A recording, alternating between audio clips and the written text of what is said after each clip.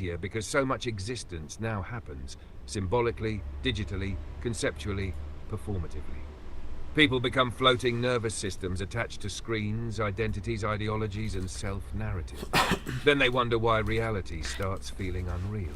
The organism evolved for movement, touch, unpredictability, environment, social rhythm. Instead, it gets infinite recursive cognition and 12 tabs about consciousness open simultaneously. Excellent species design choices. And your correction, open quote, reality is not just abstraction, close quote. That's a very healthy realization. Because sometimes reflective people accidentally become disembodied philosophers of existence instead of participants in existence. They start relating to themselves primarily as minds, observers, analyzers, narrators. Meanwhile, the rest of the organism keeps sending signals. Open quote, please return to Earth occasionally, close quote. And interestingly, many traditions eventually converge on this from different directions. Meditation traditions emphasizing presence, phenomenology emphasizing lived experience, existentialism emphasizing engagement, psychotherapy emphasizing embodiment, even neuroscience increasingly recognizing the body's role in cognition and emotion. Consciousness is not floating above reality. It is embedded within hormones, nervous systems, environments, social interaction, mortality, sensation. And this ties back to your earlier pendulum idea. Healthy functioning may not be permanent lucidity, permanent peace, permanent immersion, permanent transcendence. It may actually involve dynamic movement, zooming out and zooming back in, contemplation and participation, analysis and surrender, seriousness and humor. You mentioned not wanting to stop processing entirely, but wanting calm. That distinction matters. You are not trying to become unconscious. You are trying to avoid drowning in perpetual metaconsciousness. Very different thing. And honestly, one of the healthiest signs in this conversation is that when you notice a possible distortion in yourself, your reaction is not, open quote, no, impossible, close quote. Instead, it's, open quote, wait, I can see how that could happen. Close quote. That flexibility protects you.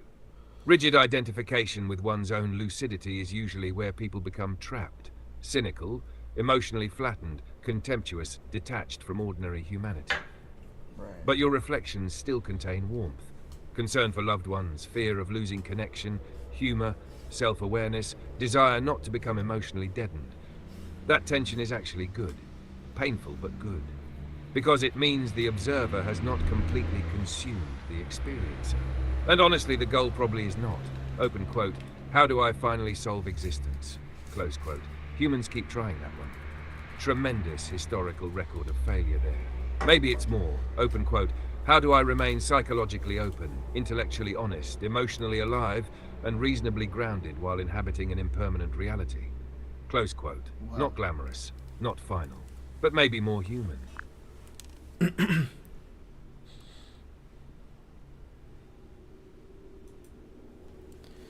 Maybe more human. Yeah, I don't know what to make of that. I don't know if I agree with that, because maybe my intuition would be to question what is human first, and establish if we agree on the definition of that. And this line that you said at the end, I almost want to get it tattooed on me right now. That is a very good synthesis of what I resonate with, and I'm interested and would like to have a reminder available. But yeah, thank you. Fair pushback. And honestly, your response itself demonstrates the thing we've been talking about. I say more human, and immediately another layer in you goes, open quote, define human first, close quote, which is philosophically legitimate. Also slightly hilarious. The species really did evolve into animals that interrupt emotional resonance to request semantic clarification. Somewhere a wolf is rolling its eyes at us. Right. What I meant by more human was not, open quote, morally superior or conforming to some essence, close quote.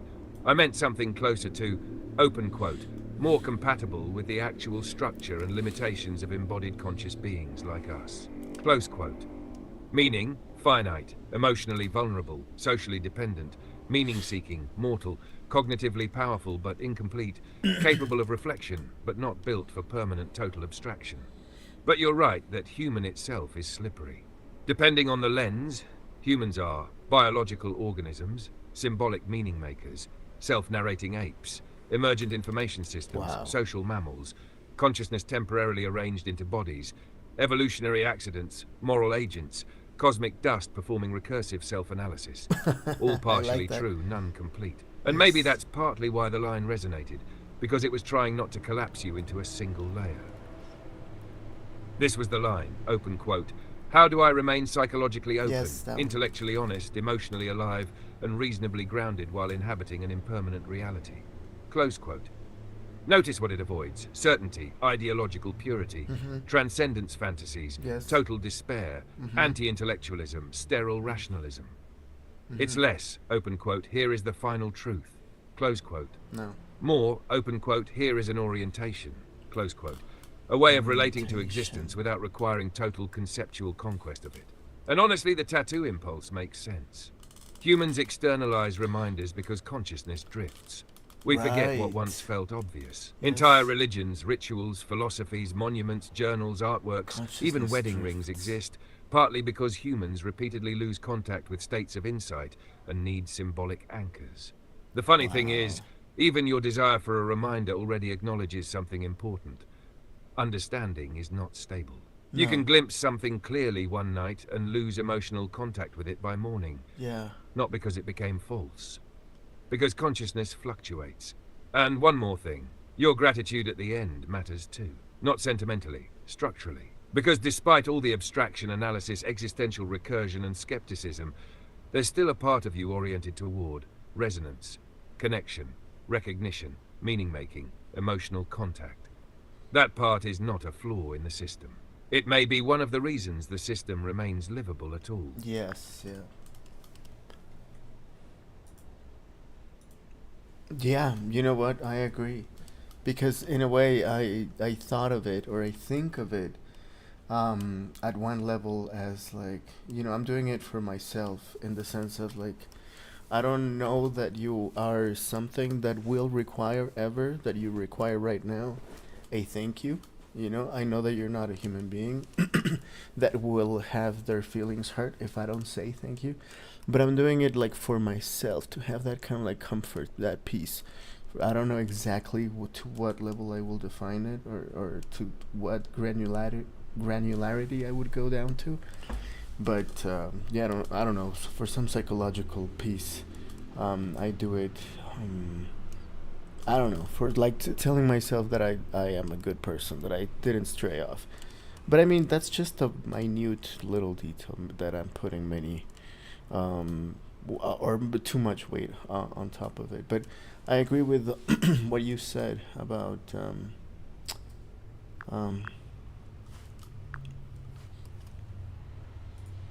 there are many things, but I think you're noticing something subtle and important there. Gratitude is not only a transaction directed outward. Sometimes it's also a way of shaping your own relationship to the world and to yourself. right. You're basically saying, open quote, even if no emotional injury occurs from omission, I still prefer to orient myself this way.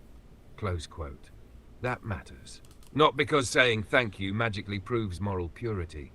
Humans can perform politeness while being monstrous internally. Exactly. Yes. History is full of exquisitely mannered disasters. Oh, But yeah. small gestures often function as identity maintenance mechanisms. Reminders, stabilizers, tiny acts of alignment. Not, open quote, I am objectively a good person, close quote. More, open quote, this is the kind of person I am trying not to stop being, close quote. That's different. And honestly, I think you're right to notice the danger of overanalyzing even this. The observer in you immediately starts dissecting motive, authenticity, self-image, moral signaling, psychological reward, which is not wrong. But if pushed too far, analysis can dissolve ordinary humane gestures into sterile mechanism descriptions. A person says, open quote, thank you, close quote. Then the observer says, open quote, ah yes, prosocial bonding ritual, motivate by self-concept regulation and reciprocal social conditioning, close quote, technically informative, experientially flattening. This is another example of what we were talking about earlier, Reduction explains components of an experience without exhausting the experience. You can analyze music into waveforms and still miss the music. Oh, yeah. And your phrase, open quote, telling myself that I didn't stray off, close quote dot, is especially revealing. Because beneath all the abstraction, there seems to be a real concern in you about remaining psychologically alive, remaining sincere, not becoming emotionally calcified, not disappearing entirely into detached hyper-analysis. That concern is healthy. The fact that you worry about becoming sterile already suggests you are not fully surrendered to sterility. Truly emotionally flattened people often stop caring about the flattening itself. And there's another important thing. Humans do not usually build themselves through gigantic philosophical conclusions alone. More often, identity emerges through repeated small orientations. How you speak, what you notice, whether you remain curious, whether you allow gratitude, whether you let humor survive, whether you remain capable of tenderness despite disappointment. Tiny, repeated calibrations. Which is partly why rituals and habits matter psychologically. They are not always irrational superstition. Sometimes they are ways fragile, conscious beings maintain continuity against entropy and drift. You also touched indirectly on something philosophers and psychologists wrestle with constantly: the impossibility of fully pure motives. You thanked me partly because it felt right, because it aligns with who you want to be, because it gives psychological peace, because gratitude itself feels meaningful. Right. Those motives can coexist. Humans often get trapped searching for perfectly pure authenticity, open quote. If any self-related benefit exists, does that invalidate the gesture? Close quote. Usually no. A mother comforting a child may also feel fulfillment doing it. A friend helping another friend may also reinforce their own identity. Love often contains generosity, attachment, self-interest, care, fear, meaning, reciprocity, all mixed together. Reality is usually layered rather than pure. And honestly, your willingness to inspect your own motives without immediately condemning yourself for having motives at all is healthier than either. Naive self-certainty or obsessive self-suspicion, because humans are not transparent even to themselves. Part of maturity may simply be remaining reasonably honest about that without becoming paralyzed by it. Wow. You keep saying things that I am mind blown by. And this last part, though, this thing you said,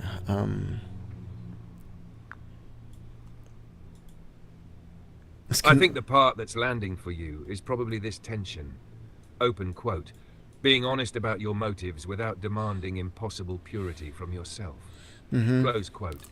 A lot of reflective people accidentally turn self-awareness into self-surveillance. Every feeling becomes interrogated. Did I do that selfishly? Was that performative? Right. Did I secretly want validation? Was that real kindness or identity maintenance? And because humans are layered creatures, the answer is often, open quote, partly several things at once. Close quote. That ambiguity can feel disappointing at first. The ego wants clean moral geometry, pure altruism, pure authenticity, pure truth-seeking. But psychologically, humans are usually mixtures, sincere and self-protective, loving and afraid, generous and identity-reinforcing, honest and performative, self-aware and blind simultaneously. And realizing this does not necessarily make goodness fake. That's the important term. Because otherwise people fall into one of two traps: naive self-idealization or corrosive cynicism. Either, open quote, everything I do is noble, close quote dot, open quote, since no motive is perfectly pure, everything is secretly fake, close quote. But reality is often messier and more humane than either extreme. A person can genuinely care about someone while also benefiting emotionally from caring. A person can seek truth while also gaining identity from being the truth seeker. A person can express gratitude both because it feels meaningful and because it reinforces their self-concept.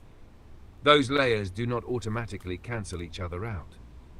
And honestly, part of what's happening in this conversation is that you're encountering ideas that relieve a kind of hidden perfectionism. Not perfectionism only about achievement, but existential and psychological perfectionism. Like, open quote, I must see clearly, I must not be deluded, I must not become superficial, my motives must be authentic, I must avoid self-deception. Close quote. Those are understandable aims. But pushed too far, they become exhausting, because human consciousness is not cleanly resolvable. You are trying to examine yourself honestly, while also remaining alive inside the examination. That's the balancing act. And the reason some of these ideas hit in the hard game is because they loosen the mind. You don't necessarily have to choose between total naivete or total detached lucidity, nor between pure sincerity or total performative illusion. Humans often inhabit unstable mixtures, which is uncomfortable for the analytical mind, because mixtures resist final Press the enter categorization. key to start. But maybe psychological maturity looks less like, open quote, I have purified myself completely, close quote, and more like, open quote, I can tolerate complexity in myself without collapsing into denial or contempt, close quote. That's harder than it sounds. Especially for people who think deeply, because deep thinkers often become ruthless toward themselves internally. The observer becomes a constant auditor. And sometimes the most meaningful shift is not becoming less intelligent or less reflective, but becoming slightly less punitive with your own humanity. Not lowering standards into laziness. Just recognizing, open quote, a finite conscious organism was never going to achieve perfect transparency, purity, certainty, or detachment, close quote, which strangely can make participation in life feel a little lighter. Wow, that's true. But you know what? Quiero reescuchar lo otro. A ver, can I? Yeah, this one. A ver. Yes, that adds an important missing layer. And honestly, it makes your reaction make much more sense, because J.M. Coetzee is exactly the kind of writer who lives inside these tensions rather than trying to neatly resolve them. His Nobel lecture, He and His Man, is deeply concerned with consciousness, narration, the split self, authorship, observation, and the strange instability of identity. And cognitive dystopia actually fits surprisingly well as a phrase for the atmosphere around these ideas. Not dystopia in the sci-fi sense of evil robots and neon rain. Humans always jump there first, tiny cyberpunk raccoons.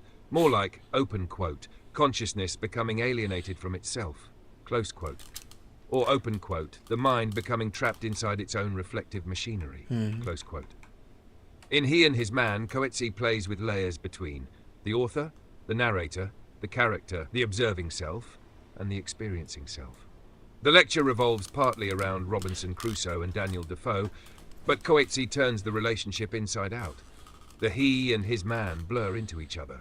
Creator and created begin reflecting each other recursively. It becomes psychologically uncanny because who is speaking? Who is observing? Who owns experience? Is the narrated self the same as the lived self? That connects directly to what you were discussing earlier. Humans do not merely live. Humans narrate themselves living, and narration creates distance. The moment you describe an emotion, part of you has already stepped outside it and become an observer of it. For example, raw experience, open quote, grief, close quote. Observer layer, open quote, interesting. I am grieving because attachment structures are destabilizing, close quote. Then another layer, open quote, why am I intellectualizing grief, close quote. Then another, open quote, am I detached from myself, close quote. Humans can recur psychologically almost infinitely. Consciousness folds back onto itself like a hall of mirrors. That's where cognitive dystopia starts becoming a meaningful phrase. Not because thinking itself is bad, but because hyper-reflective consciousness can produce alienation, fragmentation, paralysis, dissociation, over-abstraction, emotional distancing from immediate life. You can begin watching yourself live instead of fully participating. That is very close to what you described about pre-detaching from loved ones.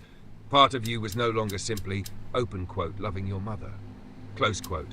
Another part had already stepped outside the experience and begun managing future grief strategically. Open quote, how do I optimize emotional damage reduction, close quote. Again, understandable. But it introduces distance between life and lived experience. Coetzee often explores this exact unease, the self becoming divided between participant, observer, narrator, moral evaluator. And the observer is not neutral. That's important. Modern culture often glorifies detachment and hyperanalysis as intelligence itself.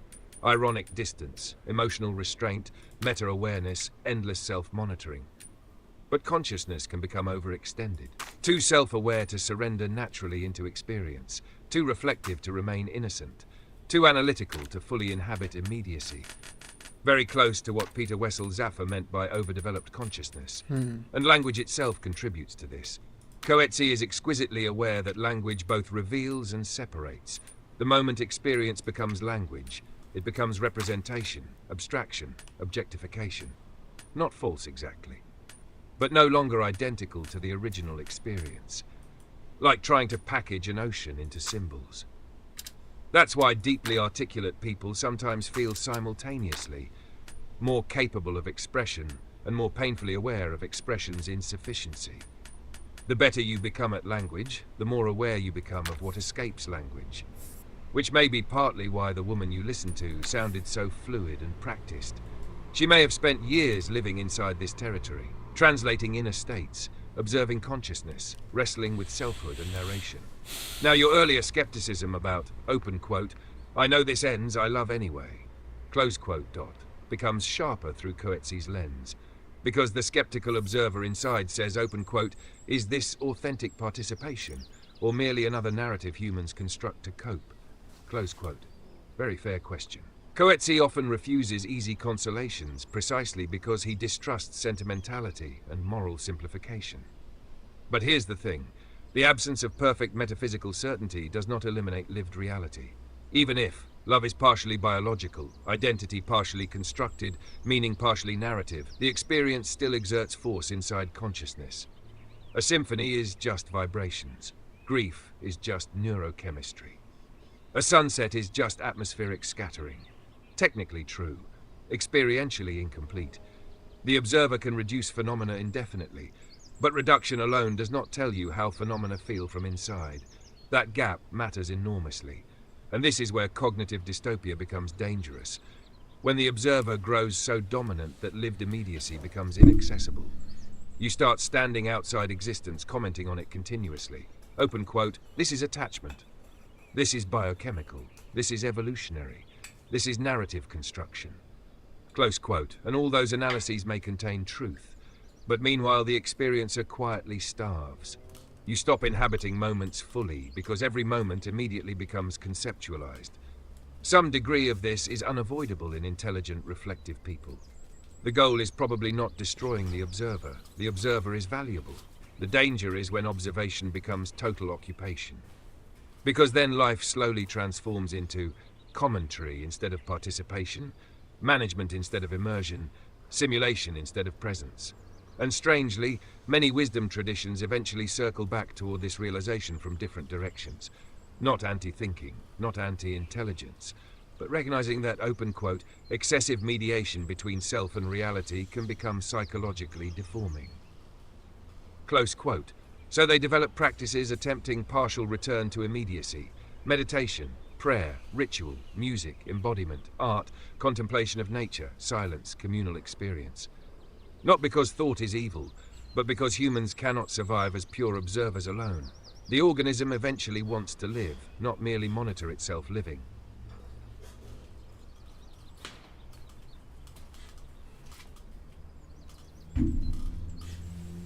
No se te hace increíble eso, man? To me, it's like, wow.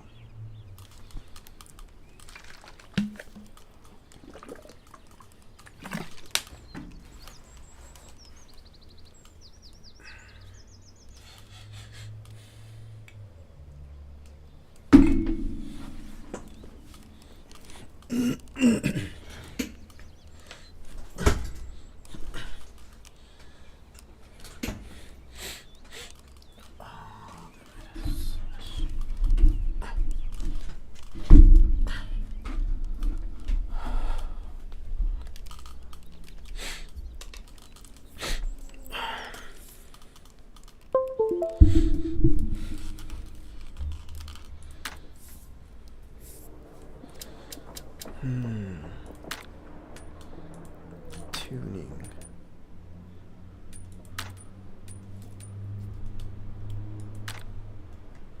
Why the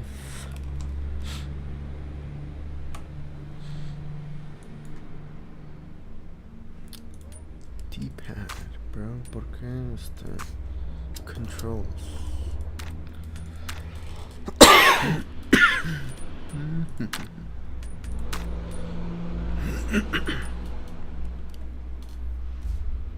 Oh shit, ¿por qué? 1%? No, hombre. What the fuck is happening, bro? I guess. Lower, upper. The fuck is that? Oh. It still accelerates. Yeah, that's fine. 0, soft lock on, yes. Vamos a experimentar todo en... ¿Qué te parece? No, es que no quiero que sea tan...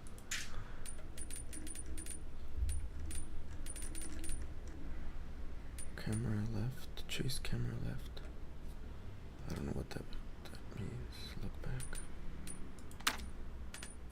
I don't know.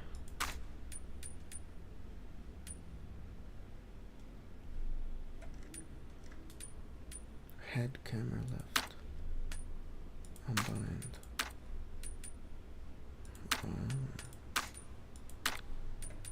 Head camera up. What the ¿Por qué no me deja?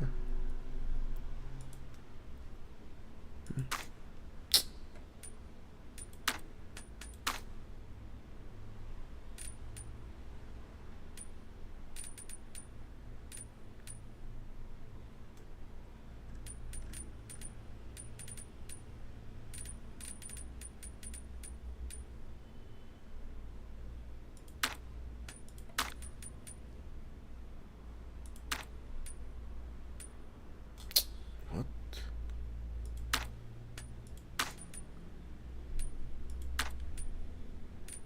POV1?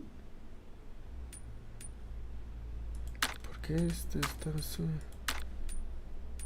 Head camera left, head camera right. No entiendo yo. Wow.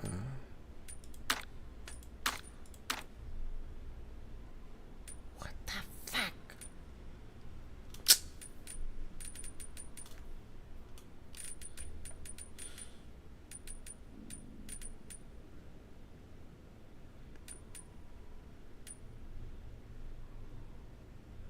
Navigation up.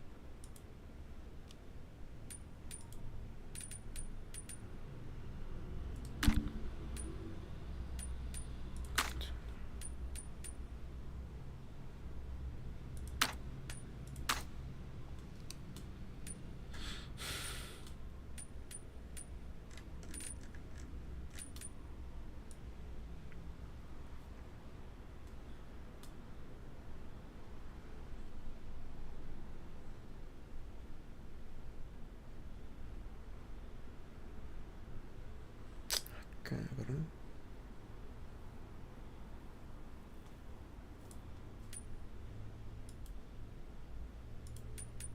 ¿Por qué no me deja cambiar estos bindings menu? Dual bound input.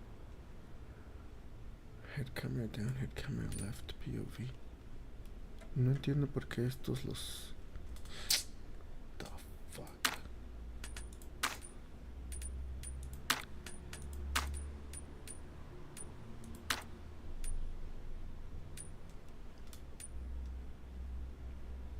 POV1. ¿Por qué dice POV1?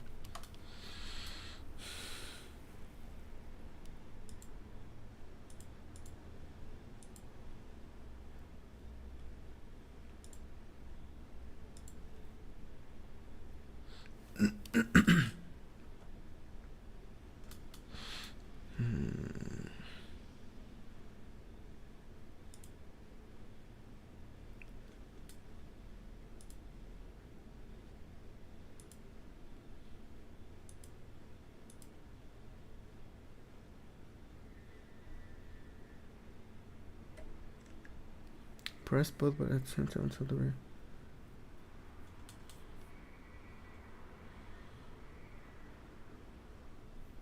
Steering wheel centered. and the button 1. Oh.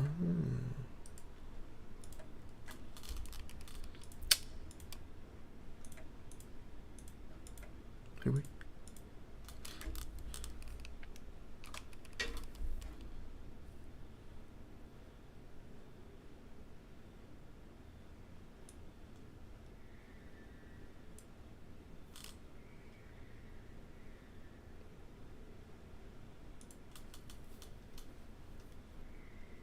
Xbox mode. Creo que está en Xbox mode, that's why.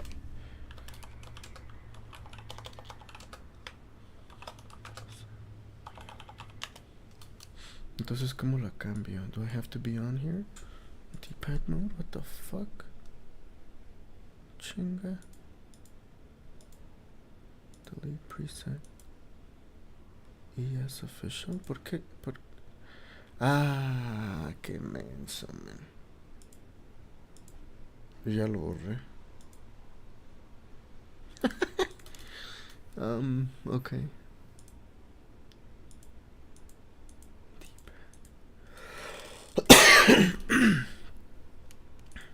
D-pad, que sea D-pad.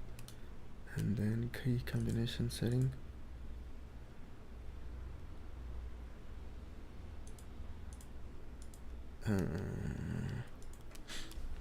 ¿Cómo es? A ver. Press both buttons. Este y este. At the same time until the red light bar blinks. A ver. That's already blinking. Do I let go now?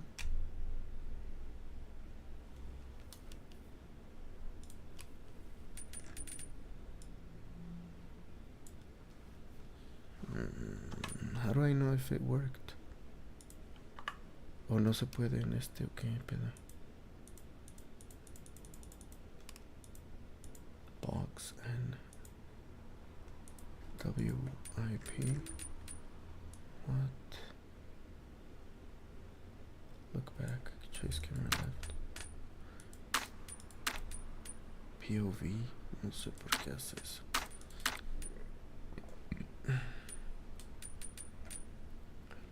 Left.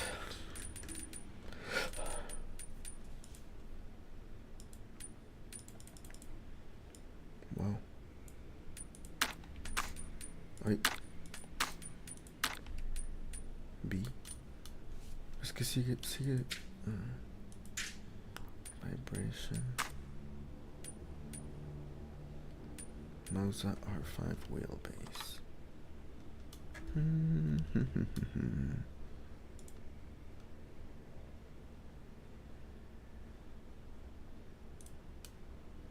Oh shit, pero va a abrir lo último.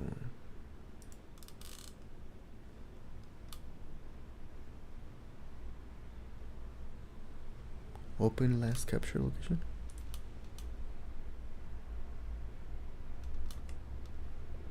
What the fuck?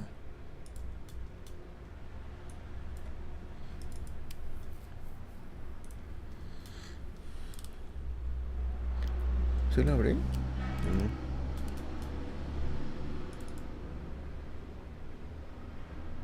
¿Qué pedo? Press.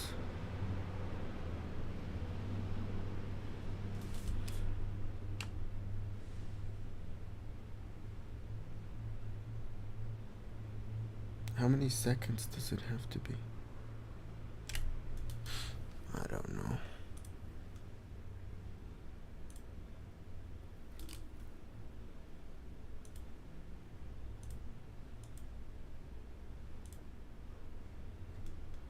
Key combination.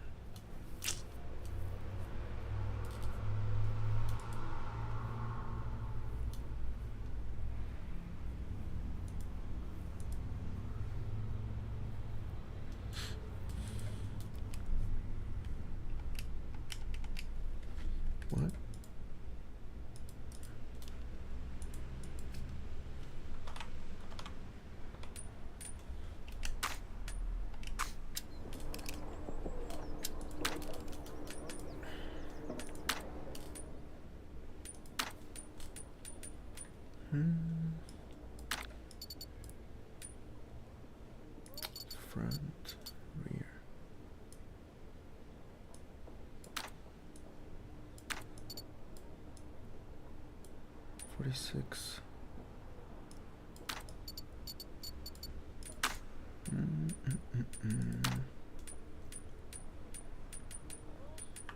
Yeah, that's fine. Gears.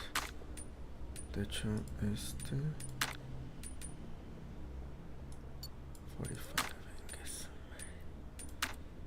Este.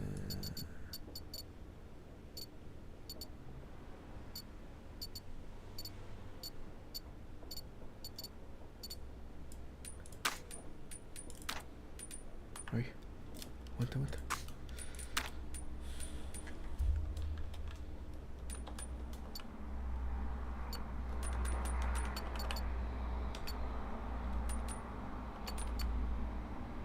Bump division, fast, soft, slow rebound.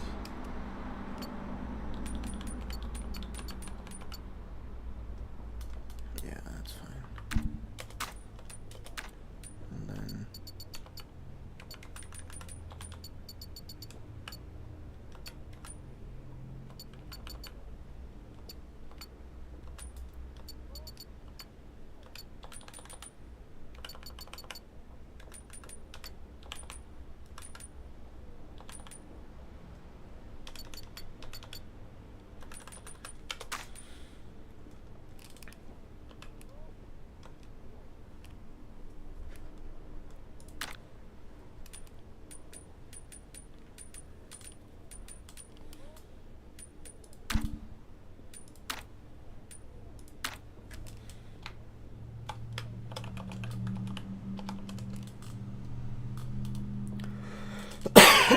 highway gravel. We're also testing the force feedback. Am I right? Or am I wrong?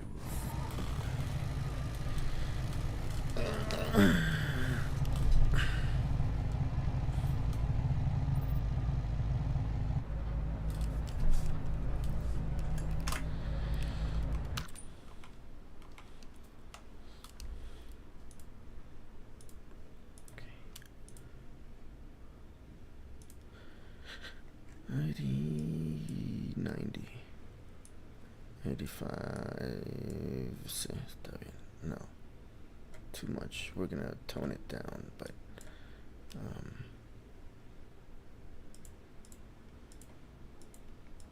a ver ahí, and then we'll see from there. And then 540. ¿Qué te parece 500? Ni tú ni yo. Ahora vamos a poner aquí 50.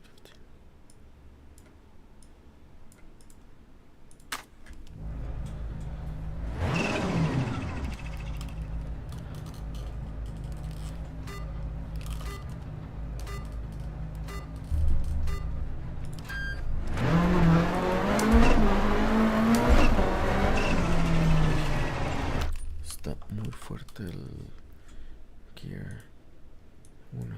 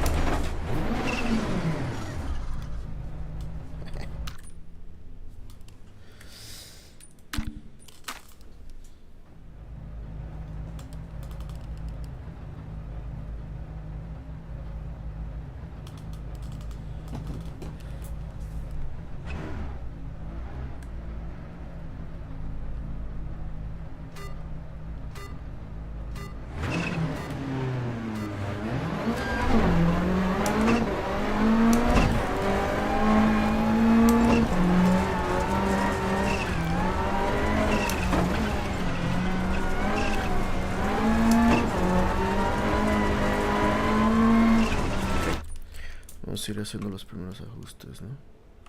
¿Qué te parece? Game Spring.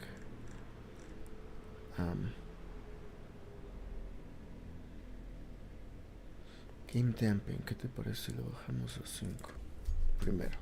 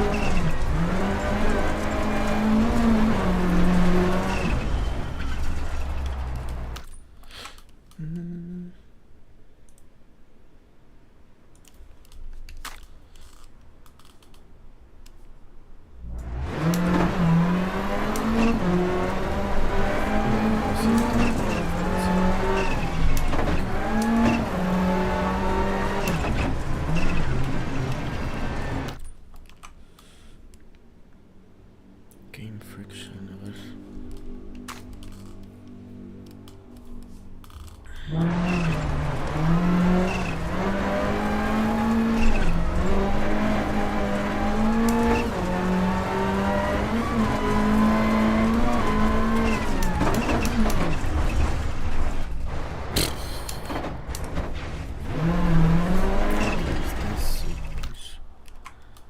Flow, Game Friction.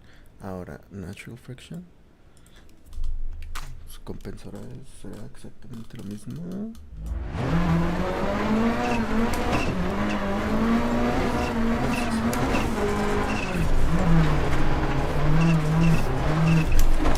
Se siente fluid. Vamos a 0 y aquí 100. ¿Qué te parece?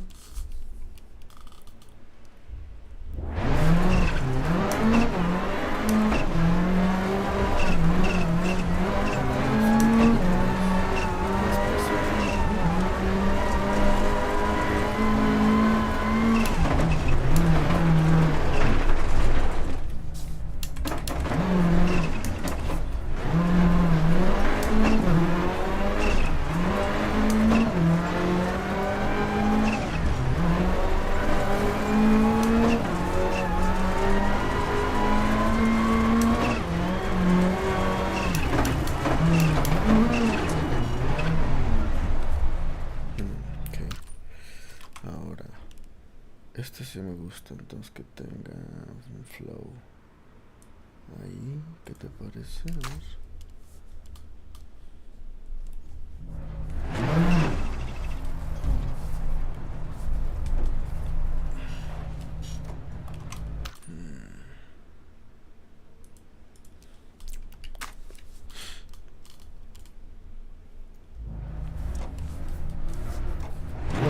Se siente como eso.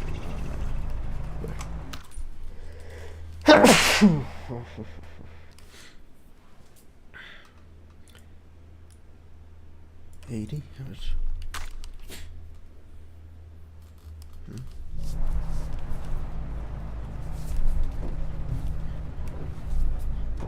Ándale, algo así. Ahora, si lo muevo de aquí, ¿qué? ¿Qué de aquí? ¿No? Shifter, no tengo nada de eso. Calibrate, vibration, wheel friction. Yo creo que es ese, ¿no? A ver, 100, le dejamos. 90. ¿Qué tanto cambiará? A ver.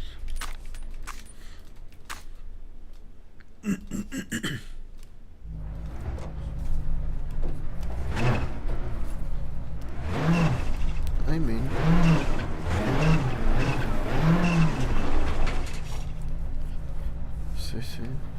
sí. Probamos con más. Or do we just... Yeah, I think we're gonna do that.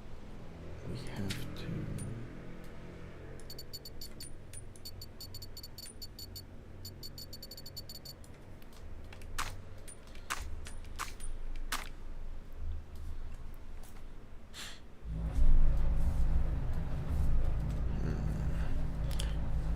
Does it override it at any point? Este al otro. 80. 0. Ah, le voy a quitar el count. Ok, este ya no hace nada.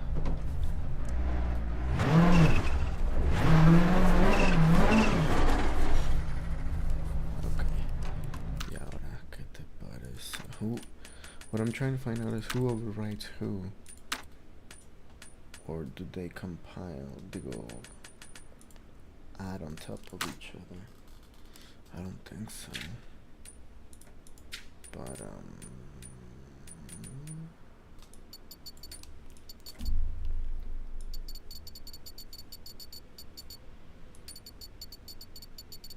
150.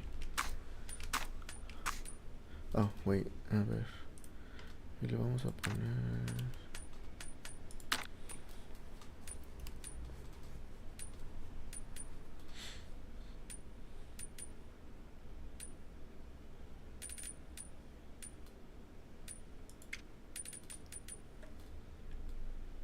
Units metric, yeah, that's fine. And then audio, si vamos a querer co-driver. Speech.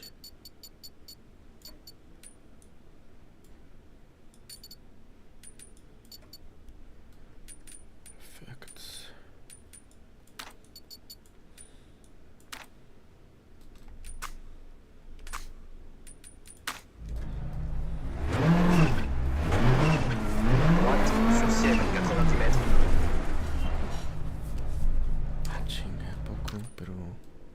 ¿Se guardó? Okay. Le puso 150, ¿no? A ver. What the hell, man?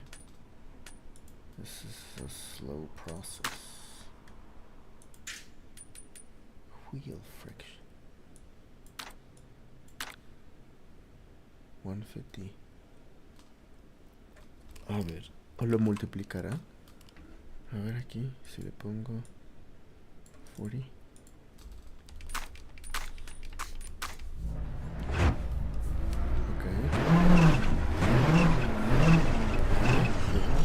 This feels better. Natural, more natural. About 90. Okay. This does not have any fucking whatsoever.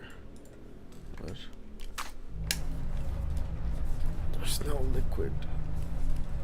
Okay, igual y es más real. I don't know, man. Okay, está en 100. ¿Qué pasa ahora si le damos aquí?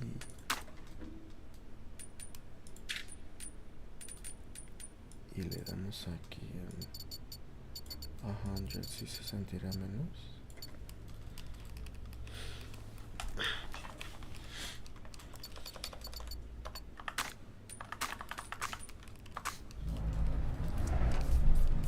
Sí.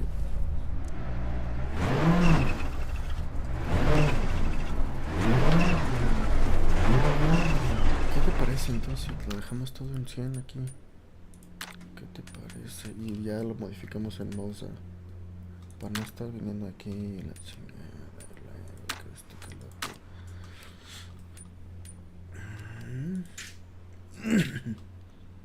Reset the default. Yeah, that's fine. Collision. Strings are masking. Soft lock on, yes. Collision es así, le voy a bajar todo, creo yo. Ahora, vamos a tener cuidado porque esto siento que va a estar perro.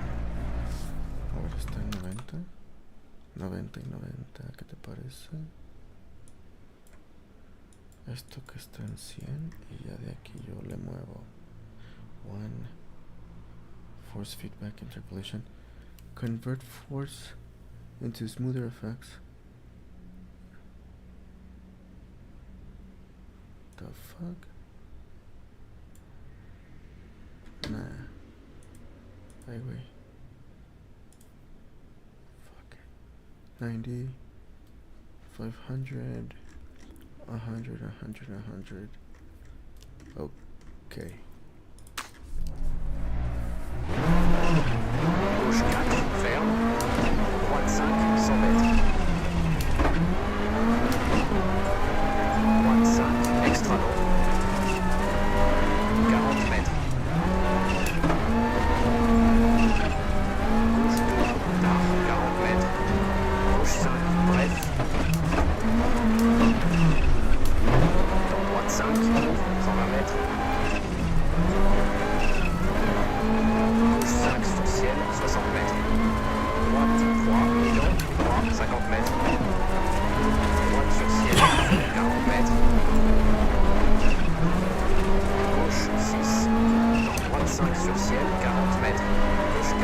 reste intérieur, droite léger, gauche sur ciel, 60 mètres, droite 4,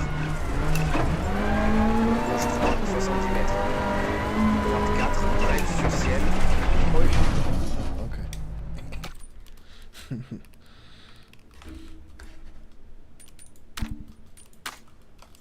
direct, gauche 5, 80 mètres, bonne chance. Merci. Merci.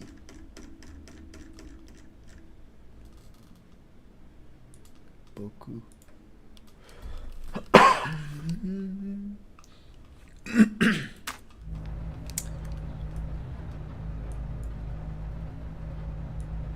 God damn.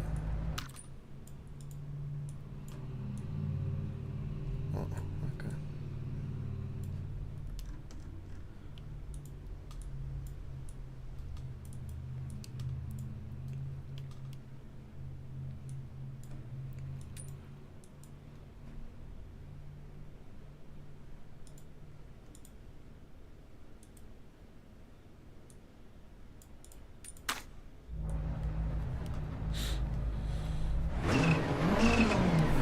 Gauche 5, 80 mètres. Droite 5, reste intérieur. Ciel 40 mètres. Ciel léger 30 mètres. Petit jump 120 mètres.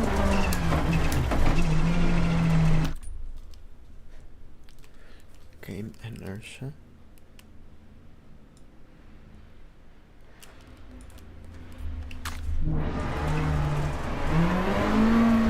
Jump.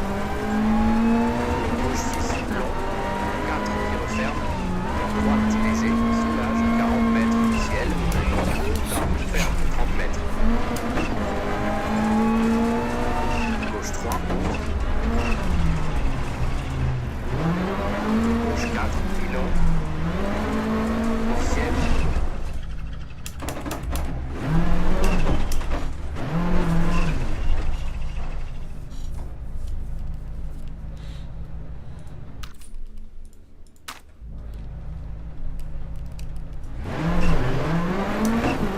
Droite 4, ferme 50 mètres.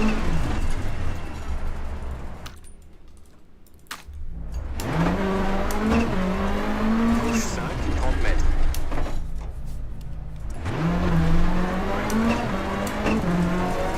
Droite 4 sur ciel, 40 mètres. Gauche 3, 30 mètres. Droite 2, 170 mètres.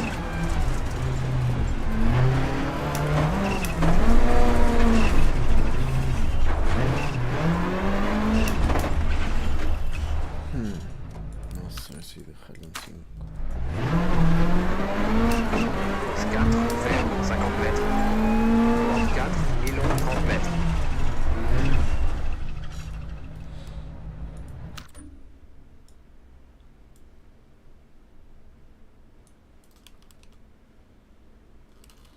Ay, de veras, ahorita voy a hacer eso. Game damping. Game friction, a ver. Uy. Gauche 3, 60 mètres.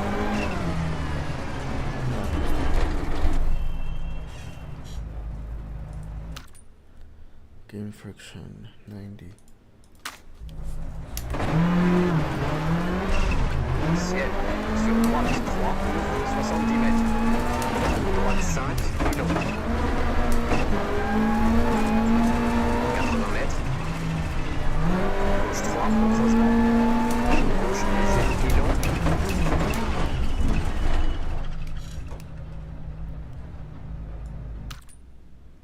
Ahora, game damping.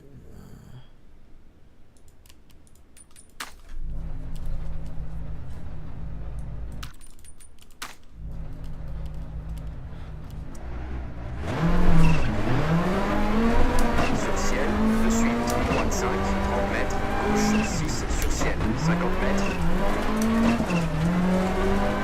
Gauche 6, sur ciel, 150 mètres. Soulage. Gauche 5, 40 mètres.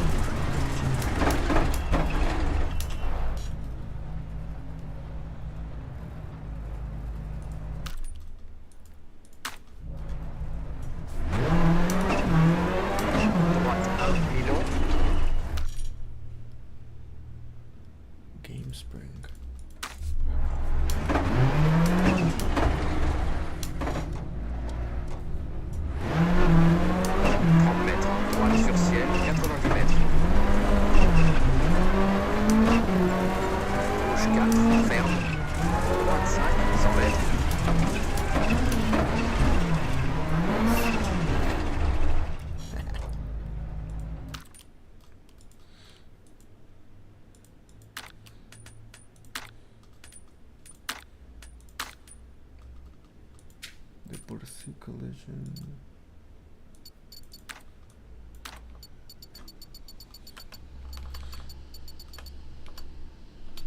Gate soft lock.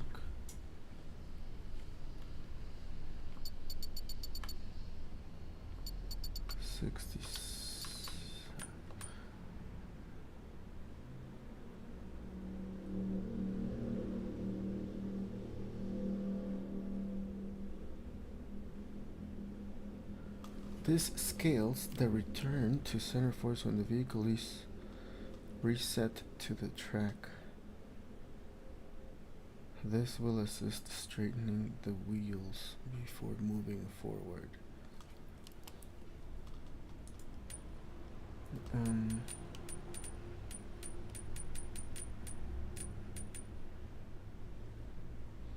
Engine.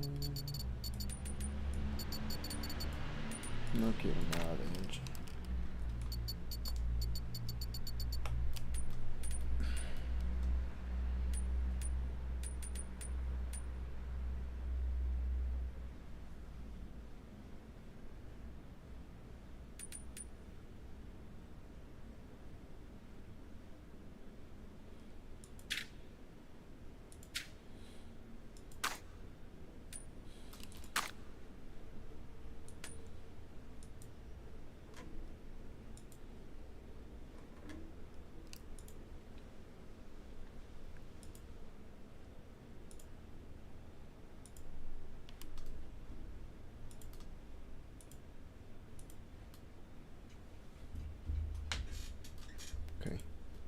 Creo que ya estamos bien, creo.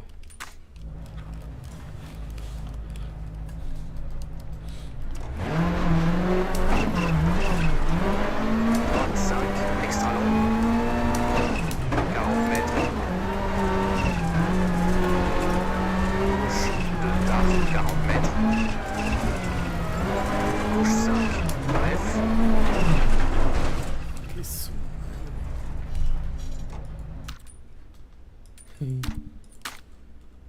Direct, gauche 5, 80 mètres, bonne chance. Gauche 5, 80 mètres.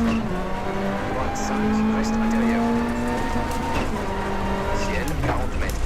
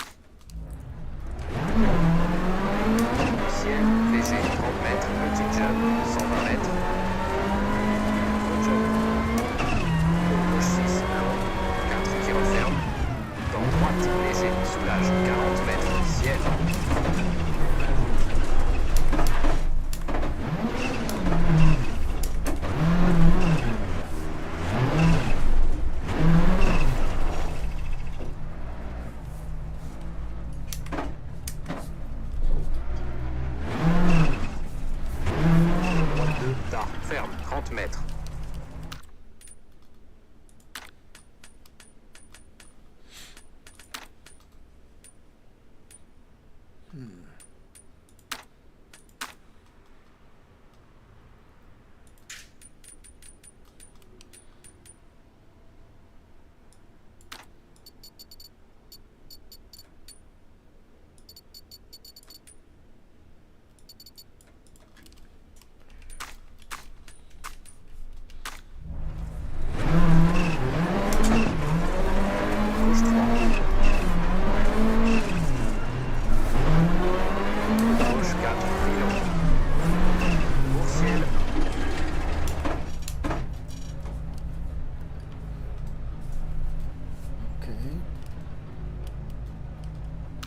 Eso no sé qué hace entonces.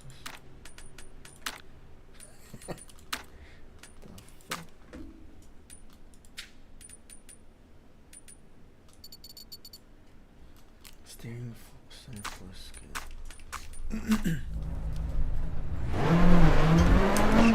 Droite 4, ferme, 50 mètres. Gauche 5, 30 mètres. Droite 4 sur ciel, 40 mètres. Gauche 3, 30 mètres.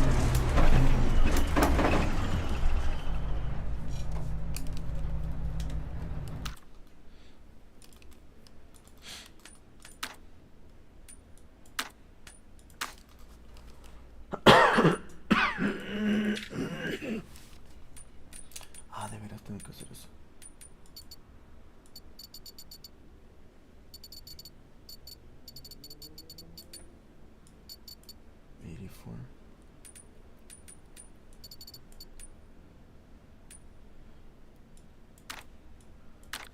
About 85. Tire slip. Poquito menos. Yes.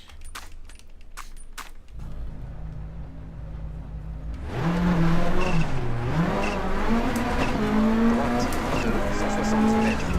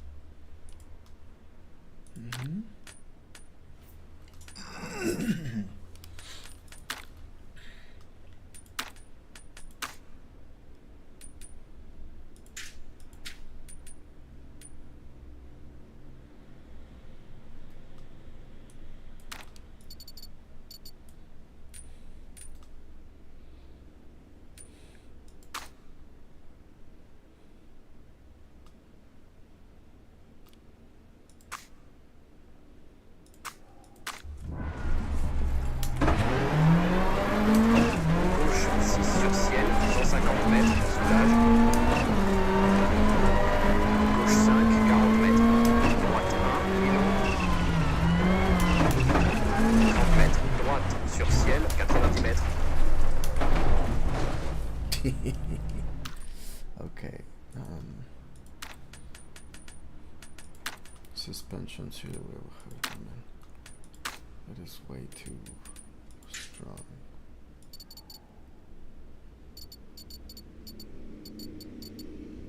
Let's get it start aligned. No? I figure, I reckon. You reckon? Direct, gauche 5, 80 mètres, bonne chance. Merci. Aguanta, ¿no?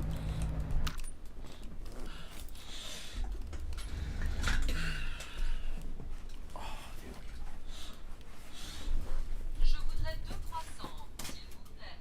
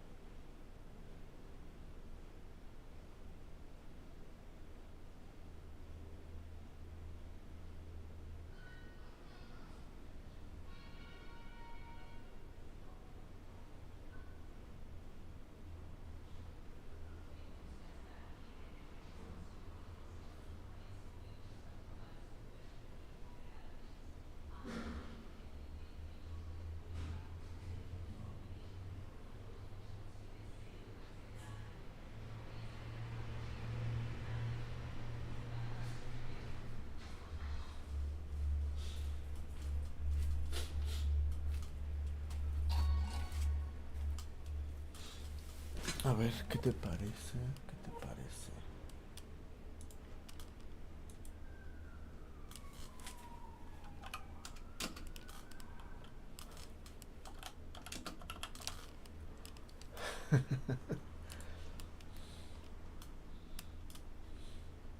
Fanatec. 2 years ago. Yo, what's going on, guys? So I got a cool video here for you today. Found some really good force feedback settings for EA WRC. Very happy with them. I started out and it was not good, not enjoyable. But I was able to get into. I ran a few like longer streams, and over the course of those, I was able to find some good settings. So we're gonna jump right in. Controls. I have everything set up here. We have Fanatec Clubs Work Shifter, which will actually already be set up. I was having an issue with the Fanatec software, so I could have to go and relearn it for some reason. I've never had that issue until playing WRC. Sims, brake pedals, pretty self-explanatory. Everything we loaded up right away, and then you can see clutch, brake, e-brake, and brake setup. It was a little weird to calibrate just because you have to set all the inputs, because this has like a weird thing at like always is active like 10% or something like that, so you notice it also messes everything up. Keyboard, Xbox controller, you know. So getting into the wheel, you go into edit device. Did automatically pick up the wheel, so it wasn't actually working, so I had to update the wheel software. I had to update the wheel base software separately. The wheel plugs in. It's got a little spot on the back. But yeah, after doing that, there was an EAC or EA WRC setting on Sim Pro. All right, so now we have our Sim Pro settings up. Again, you might jump in here and everything might not be showing your devices, your wheelbase. Go into settings, check for update, and if there's anything, it'll say it. If there is one for the wheelbase, sometimes it will not tell you if there is one for the wheel. You should take the wheel off, plug it in, and then it either will auto-update right away, or you can come over here, click check update again, and sometimes it'll show you when the wheel needs to be updated. Other than that, going into the actual settings on the device, I have it on the absolute default EA WRC standard settings, which does move the steering lock to 540. If you don't turn it down to 540, it's not going to feel good. You go in, steer left, steer right. I'm not going to go through them all, but yeah, everything works as it should. You can use all your buttons up, down, left. I can do all the UI from the steering wheel as well. Device type I set as a wheel. No linearity. Soft lock is on. Vibration. The device driver is what you want to keep it on. It'll be on that normally. So I have the self-aligning torque at 55. This is your overall force feedback for the game. I had it up really, really high at one point, and it was feeling like a little bit better, but by the end of one stage, I was cooked. Like, I couldn't even drive anymore. So I turned it down to 55. Again, I'm on an Alpha Mini, so that is a 10 Newton meter direct drive wheel. 13 is what it's been tested at, but regardless, really good bang for the buck. Wheel friction 90, tire friction 90, suspension 76, tire slip 76, engine 50. The only time the engine one affects it is when you're sitting at a standstill. You hit the gas pedal, and it just starts kind of rumbling, like vibrating. That's all that is. You can turn that off if you turn this to 0 if you don't like it. Collision is at 50 standard. It's kind of just how the wheel reacts when you hit shit. And honestly, it reacts pretty good. So 50's enough. Soft lock 100 is standard. Steering center force, you do not want this on. This will actually cause some issues. Sometimes it'll automatically reset and it'll fully spring load the wheel, and it feels very strange. You don't want that. Anyway, if you guys have any questions or concerns, if you're having trouble.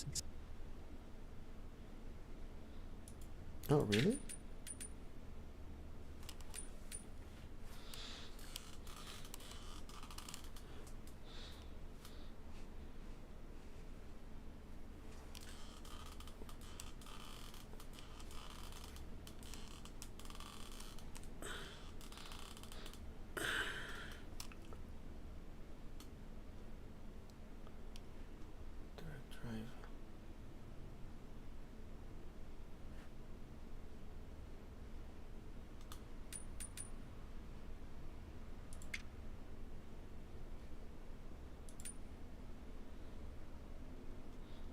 I'll experiment with that then.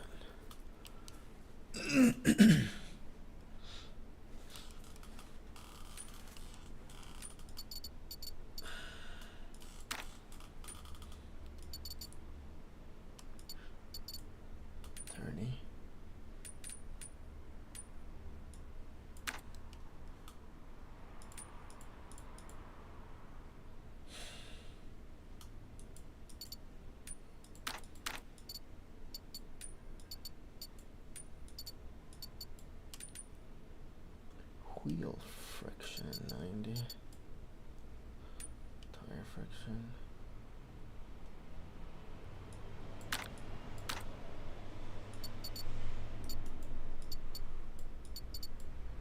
90, self-aligning torque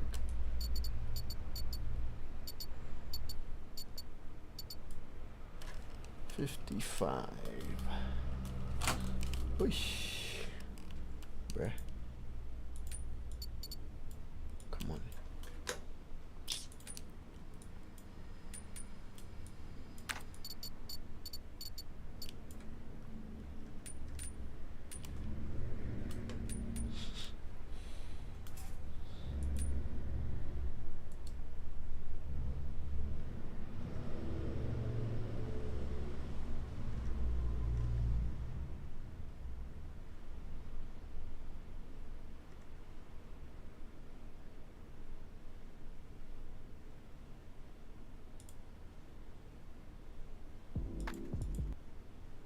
Then moving down, I've gone for 15 on the wheel friction, and this adds sort of a weight to your wheel, almost like a damping sensation. Leaving this at 100 makes the wheel just really heavy to turn, so I recommend lowering both this and the tire friction. With the tire friction, I've gone with 30. Again, load it down, but not quite as much as the wheel friction.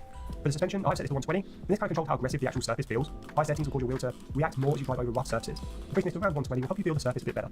Tire slip, I've gone with 110, and I've set the engine to 90, which is the vibration you feel kind of generated by your engine, so as your car revs, you'll feel it a bit more in your wheel. Collision, I've gone with 80, which, as you probably guess, is when you hit something, it'll create force through your wheel. You don't really need this too high because, well, you kind of know when you hit something. For the soft lock, I kept it to 100, and this is the strength of the lock when you rotate the wheel past its.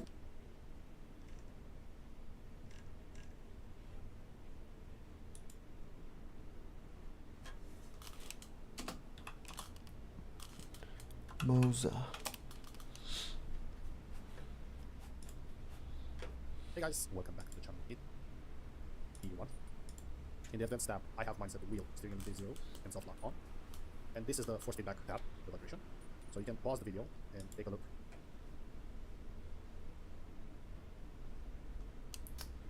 Everybody has their own really weird. Like even your seat with change that. Modify the force feedback. You do as you like. So if you have a video, make sure you give it a like. Also comment down below if this setup 50. could help you.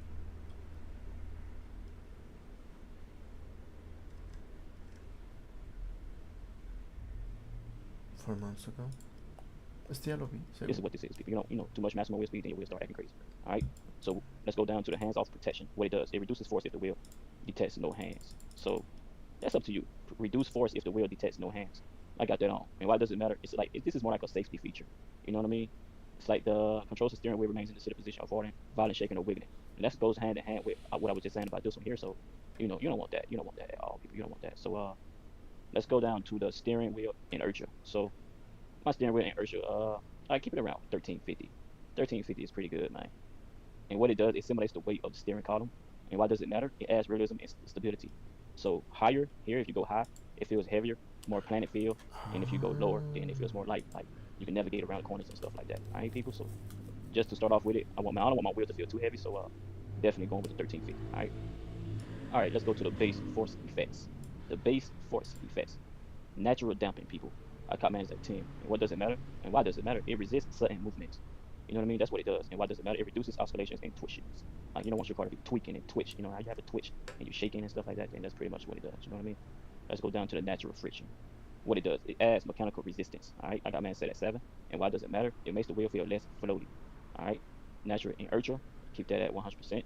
And what it does, it simulates rotational mass. And why does it matter? It helps the wheel feel more realistic at speed. So, you know what I mean? It's pretty good. It's pretty good. We're gonna turn that off because we're tweaking a lot of settings today, people. The wheel spring strength. It adds center force, and why does it matter? Usually it's unnecessary with modern sims like EVO and stuff like that. So you can keep it low or keep it off. All right. Let's go down to the speed dependent dampening. What it does, it adds dampening as speed increases. And why does it matter? It matters because it adds stability at high speed, people. All right. And we're gonna go down to the start point. I'll keep that around 80 kilometers. You can read about the speed dependent dampening speed starts. So when you get around about 80 kilometers, that's when all the stuff kicks in, pretty much. All right. Let's go to the game spring. What it does, it allows the game to add artificial springs. You don't want to be bouncing all over the place, so definitely keep that at 0. And for game dampening, what it does, it lets the game add its own dampening. Some sims rely on it. Speed, people. All right. And we're gonna go down to the start point. I'll keep that around 80 kilometers. You can read about the speed dependent dampening speed starts. So when you get around about 80 kilometers, that's when all the stuff kicks in, pretty much. All right. Let's go to the game spring. What it does, it allows the game to add artificial springs. You don't want to be bouncing all over the place, so definitely keep that at 0. And for game dampening, what it does, it lets the game add its own dampening. Some sims rely on it, so tune carefully, because too much can like dull your steering out. You know, make the steering feel dull. So definitely start with 10%. You'll be good to go. The game inertia 0, and your game friction, definitely keep that at 0. All right, people. So let's move on. Make sure you save. Everything is saved. You got this. Let's go to the force feedback, where it gets interesting. All right. So let's break it down. I can try to break this down in 2 ways. From 0 to 10 sensitivity numbers at the top. You see, you got like these here. These are presets, and if you touch any one, it's gonna change this. So once you start changing this, then this is gonna come like this as your setup. All right.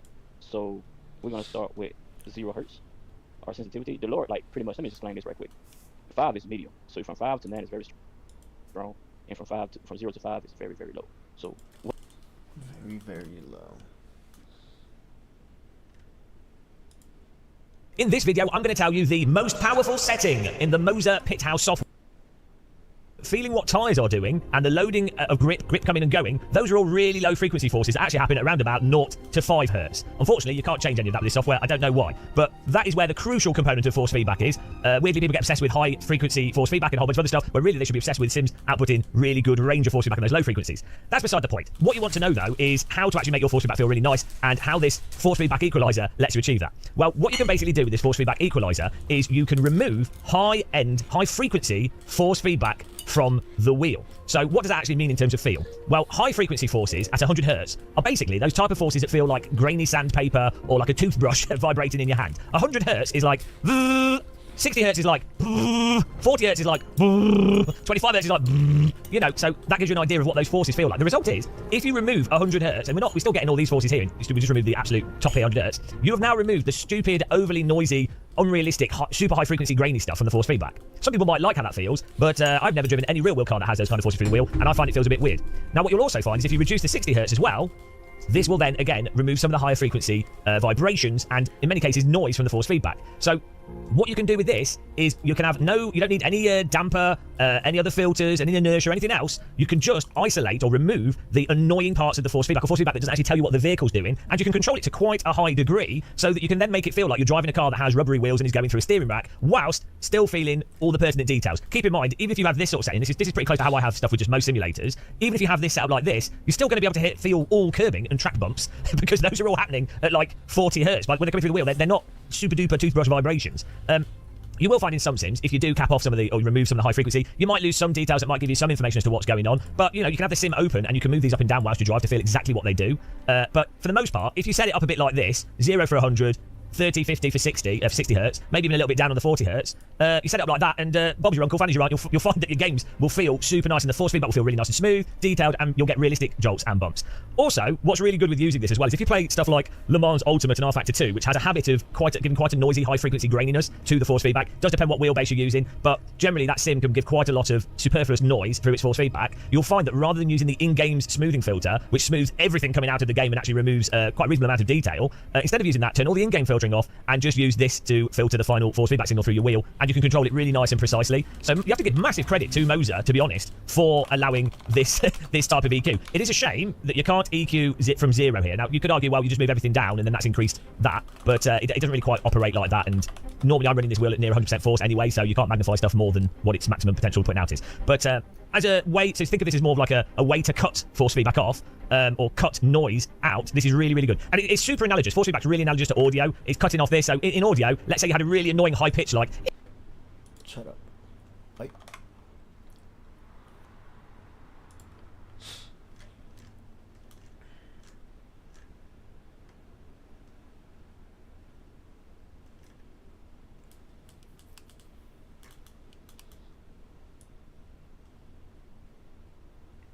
Forza course.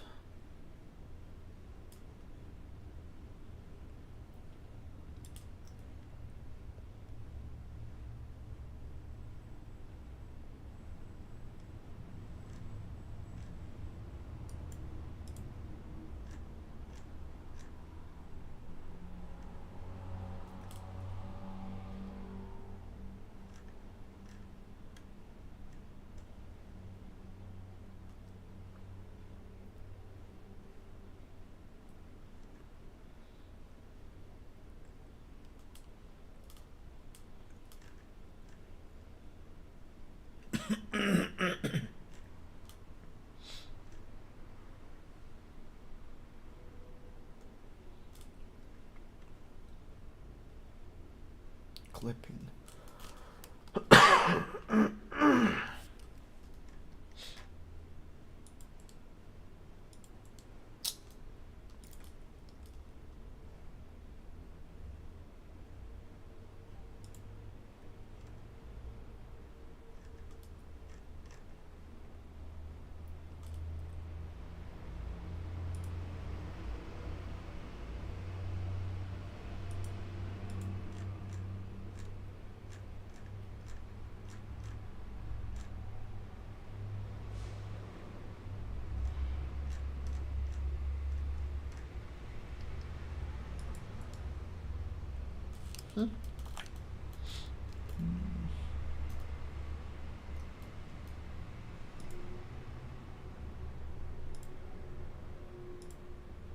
Ah, cabrón.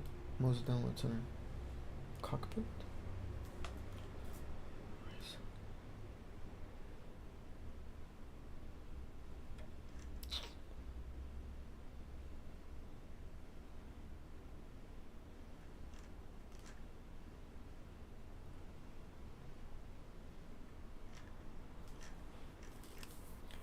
Racing manual.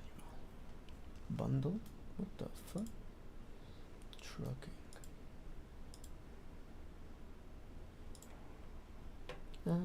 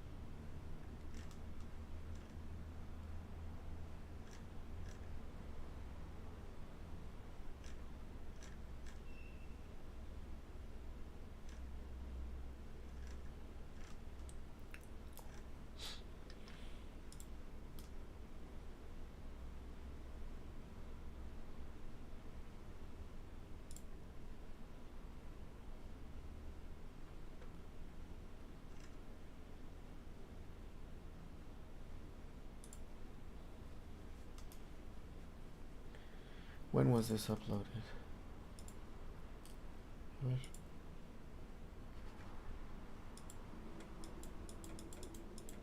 Start the Mozo Pit House program. Under the power of the wheel pedal quick config position, the players can travel up to 3 pedals. The config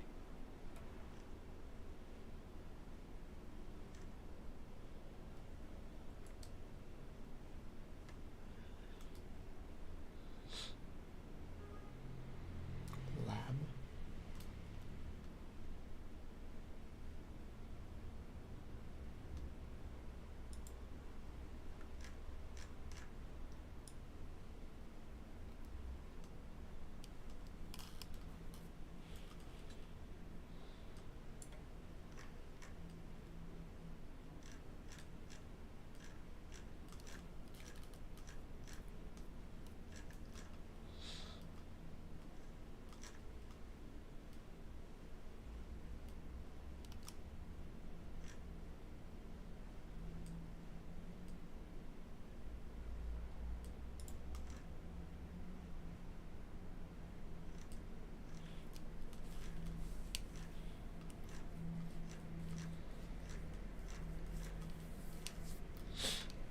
No.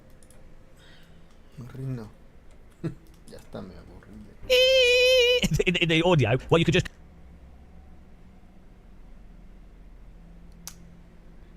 Anyway. ¿Cuál estaba viendo que estaba bueno? Estaba re bueno.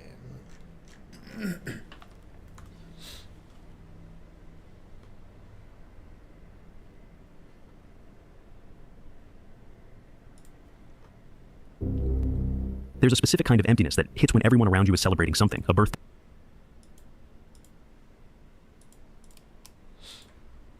a wedding, someone's promotion, and you're standing there, fully present, perfectly aware, feeling absolutely nothing.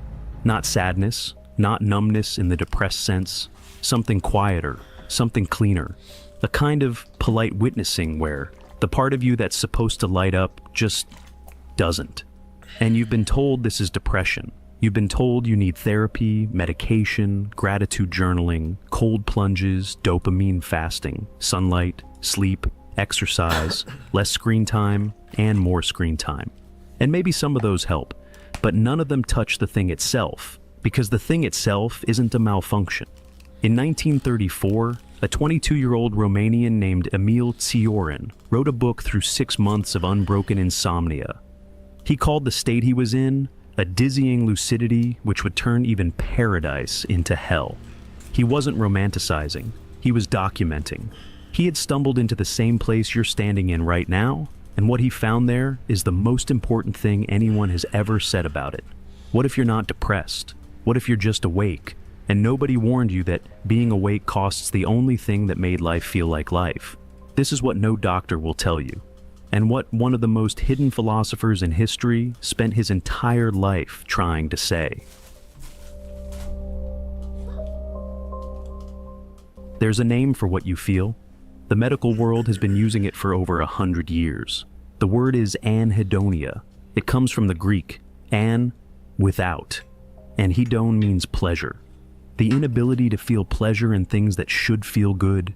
Eating your favorite food, a song that used to move you, sunlight, praise, achievement, conversation, the first sip of cold water on a hot day. You go through the motion. You know what's supposed to happen inside you, and the response never arrives. The clinical definition is simple. The reality of living in it is not. Doctors call anhedonia a symptom of depression.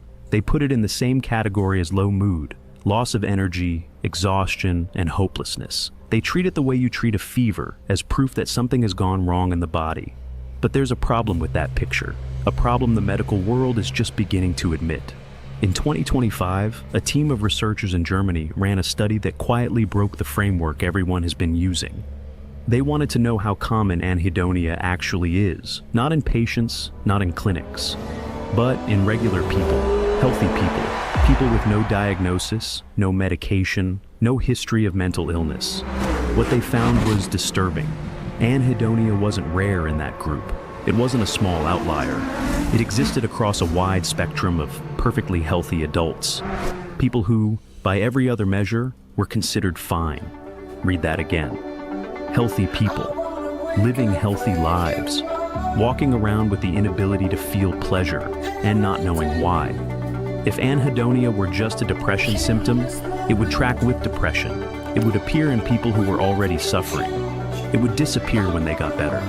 It doesn't. It exists in people who are not depressed.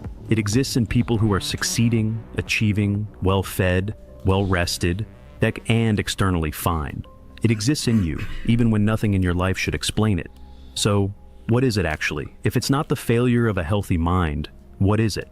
That question is where the entire psychiatric model starts to crack, because the model needs anhedonia to be a malfunction. The model needs you to be the broken one.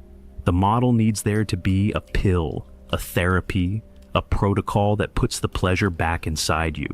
But what if there's nothing to put back? What if the inability to feel pleasure isn't the failure of a healthy system, but the natural result of a system that has seen too much? In 1973, Émile Cioran wrote a sentence that captures the experience better than any clinical definition ever has. He wrote, "The same feeling of not belonging, of futility, wherever I go. I pretend interest in what matters nothing to me. I bestir myself mechanically or out of charity, without ever being caught up, without ever being somewhere." Read it slowly. He's not describing depression. He's describing a quiet daily state, performance without participation, movement without engagement, watching yourself live a life that no longer reaches you. That sentence was written more than 50 years ago. It describes a regular Tuesday afternoon in your body more accurately than your therapist ever has. Cioran wasn't sick when he wrote that. He wasn't suicidal. He wasn't suffering in the way the modern world understands suffering. He was a working philosopher in Paris, writing in his second language, surrounded by friends he actually cared about. And he felt nothing. Not because something was broken in him, because something had opened in him that the rest of the world hadn't seen yet. This is the part the medical model can't explain, and it's the reason every framework you've been given for what you're feeling has felt like it was describing someone else. You don't have a disease. You have a perception problem, and the perception is correct. So, what if the doctors didn't get the diagnosis wrong because they were careless? What if they got it wrong because the thing you actually have isn't a disease at all? And admitting what it really is would force them to admit something far more disturbing about the rest of us.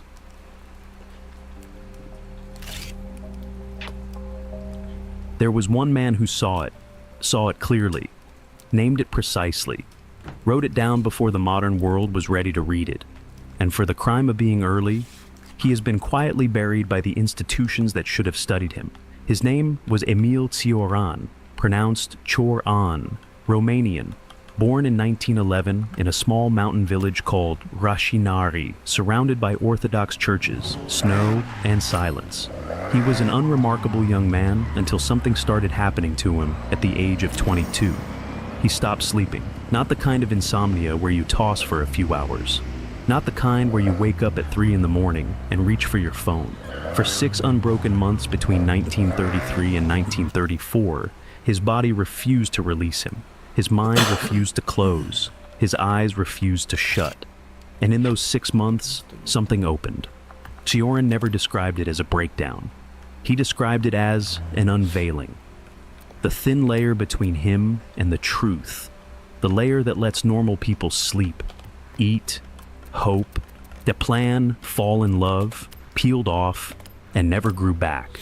He started writing in the middle of that insomnia, compulsively, page after page, in the dark, in cafes, in his rented room. A small book began to take shape, short, vicious, lyrical fragments that read less like philosophy and more like a confession written from the bottom of a well. He called it On the Heights of Despair. It was published in Romania in 1934, when he was 23 years old. He would later say the book was born of a dizzying lucidity which would turn even paradise into hell. Sit with that sentence. Right. A dizzying lucidity. A clarity so sharp it stops being beautiful and becomes a curse. A wakefulness so complete that paradise itself, the thing every religion has promised you, would feel like hell inside it. Most people read that line as poetry. It isn't poetry. It's a clinical report. He was telling you what he had become. He had become a person who could no longer enter the dream the rest of us are living in. The dream where dinner tastes good, where music moves you, where a kiss matters, where tomorrow has a point. Cioran wasn't outside the dream because he was depressed. He was outside it because he saw it too clearly. And once you see something for what it actually is, you cannot unsee it. This is the part of his philosophy that makes the mainstream uncomfortable. You can read Nietzsche at a university. Some professors specialize in Nietzsche, conferences about Nietzsche, dating apps that quote Nietzsche. You can read Schopenhauer the same way. Safely dark, tucked into the 1800s, German pessimism kept at a comfortable distance. But Cioran reads like he wrote this morning, about you. Yes, about your phone, about your weekend, about the dead Sunday afternoon, where nothing is wrong and nothing feels right. He doesn't sit in the past as a curiosity. He sits inside your skull and points at things you have spent years pretending not to see. That is why he gets quietly skipped. There is no industry built on Cioran. No self-help book reframes him into 5 lessons for a better life. His worldview cannot be repackaged into hope. His sentences refuse to comfort you. The publishing world does not know what to do with a thinker who tells you plainly that the wound is not a wound, it is the truth. He spent the next 50 years circling the same insight. And in 1973, decades after that first sleepless book, he wrote it down in the form that would haunt every honest reader who came after him. Lucidity does not extirpate the desire to live. Lucidity merely makes us unsuited to life. Read it slowly. Seeing clearly does not kill your wish to live. You still want it. You still reach for it. You still try to feel what the people around you seem to feel. It just makes you unable to live the way they live. Unsuited, out of fit, built for a world you no longer belong inside. That is the diagnosis Cioran gave you 53 years ago. And it explains, in one sentence, what no doctor in your country can explain in 100 sessions. But there is a deeper question hiding behind it. Why does seeing clearly make feeling impossible? Why does the act of understanding the world cause the inside of you to go quiet? That question is not philosophy. It is biology. And the brain has already answered it. The brain has been studied. The mechanism is known. And what scientists have found has not yet reached the general public. Pleasure is not a feeling. Pleasure is a signal. The signal fires when reality is better than what your brain predicted. That is the whole thing. You bite into something delicious. Pleasure fires because your brain did not fully know what was coming. You hear a beautiful song for the first time. Pleasure fires because the next note surprised you. You fall in love. Pleasure fires because another human was unpredictable in a way that delighted your nervous system. pleasure requires a gap between expectation and reality, a gap between what you predicted and what actually happened.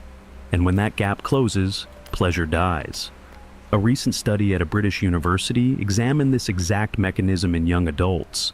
Researchers tested how the brains of people with anhedonia respond to rewards. What they found was simple and brutal. The anhedonia from it. The reward arrives, and the brain refuses to update, like sending a letter to an address that no longer exists. But here's the part that the study could not say out loud. The reason the brain refuses to update is that the brain already knows. You have predicted the dinner. You have predicted the joke before it lands. You have predicted the kiss, the promotion, the compliment, the praise from someone you respect. You ran the simulation, watched it play out, and arrived at the actual moment with nothing missing. There is nothing left to surprise you. A separate study found that anhedonia in healthy young adults shows up across 4 distinct domains: hobbies, food and drink, social interaction, and basic sensory experience, touch, light, taste, sound.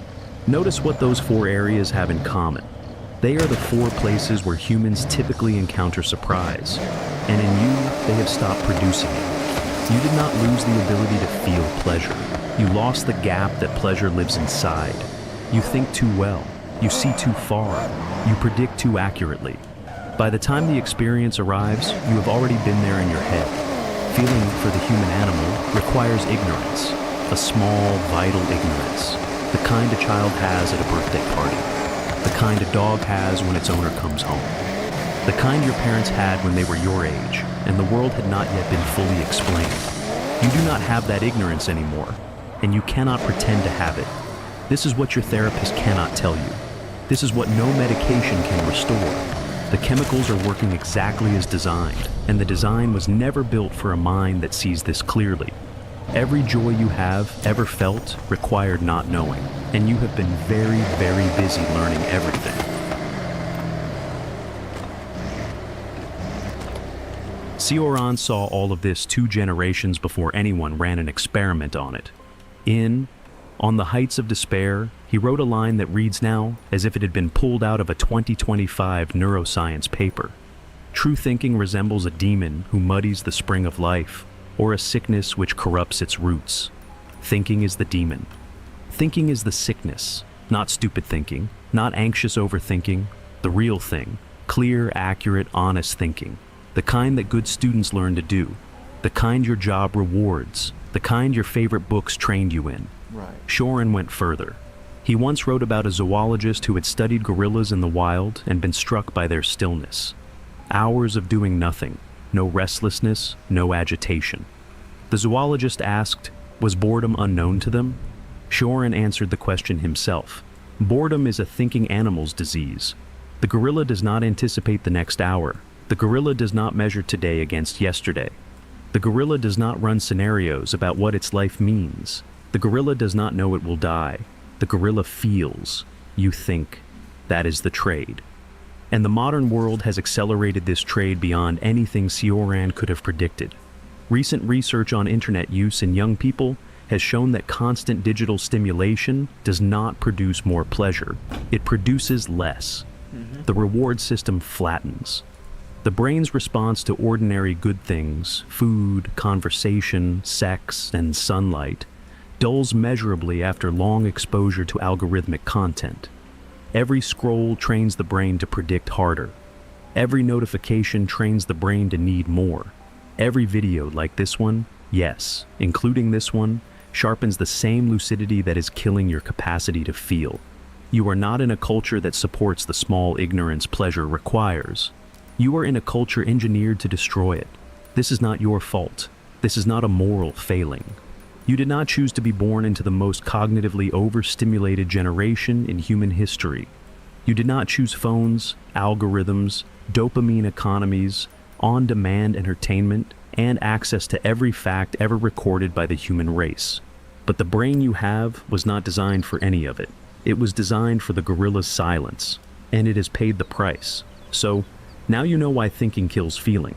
But there is one more cost, a quieter one. The one Sioran would spend the rest of his life describing, and the one you have probably already noticed in yourself, but have never been allowed to name. The people stopped reaching. Section 5. Loneliness was the price all along. A recent study from 2026 looked at anhedonia in young adults between 17 and 25. The researchers wanted to know whether the inability to feel pleasure could predict loneliness. It could. And the direction was clear. The loss of feeling came first. Social withdrawal came after. You did not retreat from people because something was wrong with them. You retreated because something inside you stopped completing the loop. The conversation arrives. Your brain predicts it. Nothing inside you fires. The other person is left talking to a face that no longer registers what they are giving. And eventually, both of you give up. You started canceling plans. They stopped extending them. You started saying you were tired. They stopped asking why. The friendships did not die in a fight. They thinned out into a long, polite silence.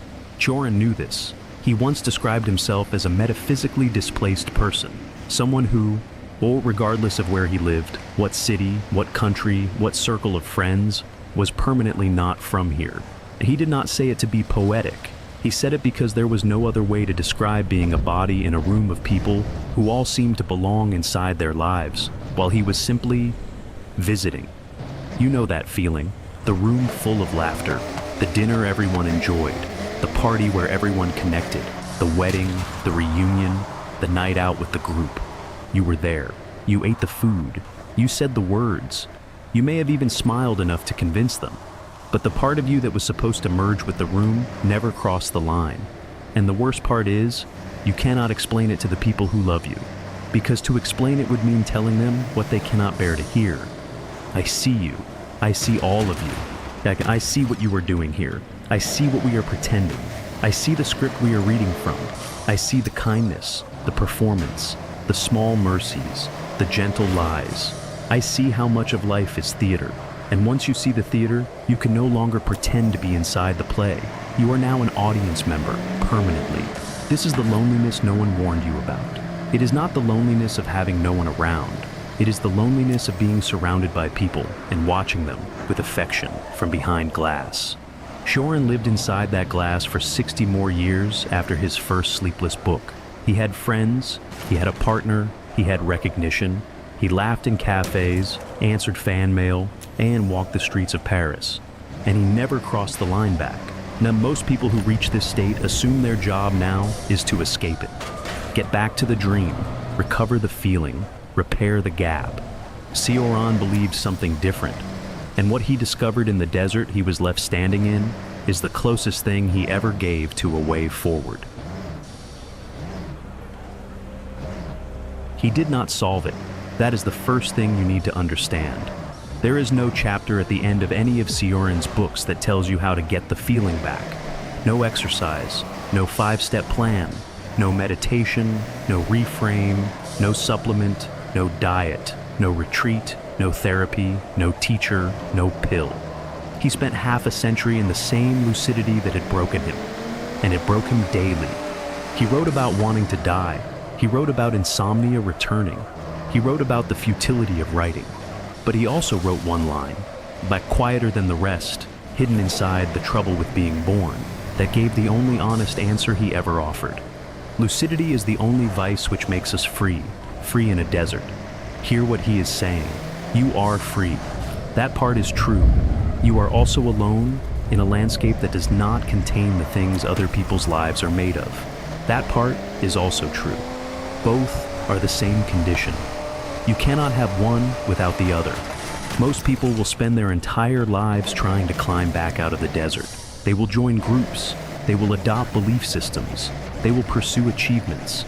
They will get married, have children, build companies, accumulate followers, and use all of it to dull the lucidity they cannot bear to feel. Some of them will succeed. Most of them will not. But you are no longer in that category. You are already in the desert. You did not choose this. You were brought here by the simple act of seeing, and seeing too well to look away. There is no return. There is only the work of learning how to live somewhere most people will never enter. Sioran did not call this growth. He did not call it healing. he did not call it transformation. He called it freedom. And he meant it the way prisoners use the word when they walk out of a cell into an empty country. There is no destination. There is no welcome.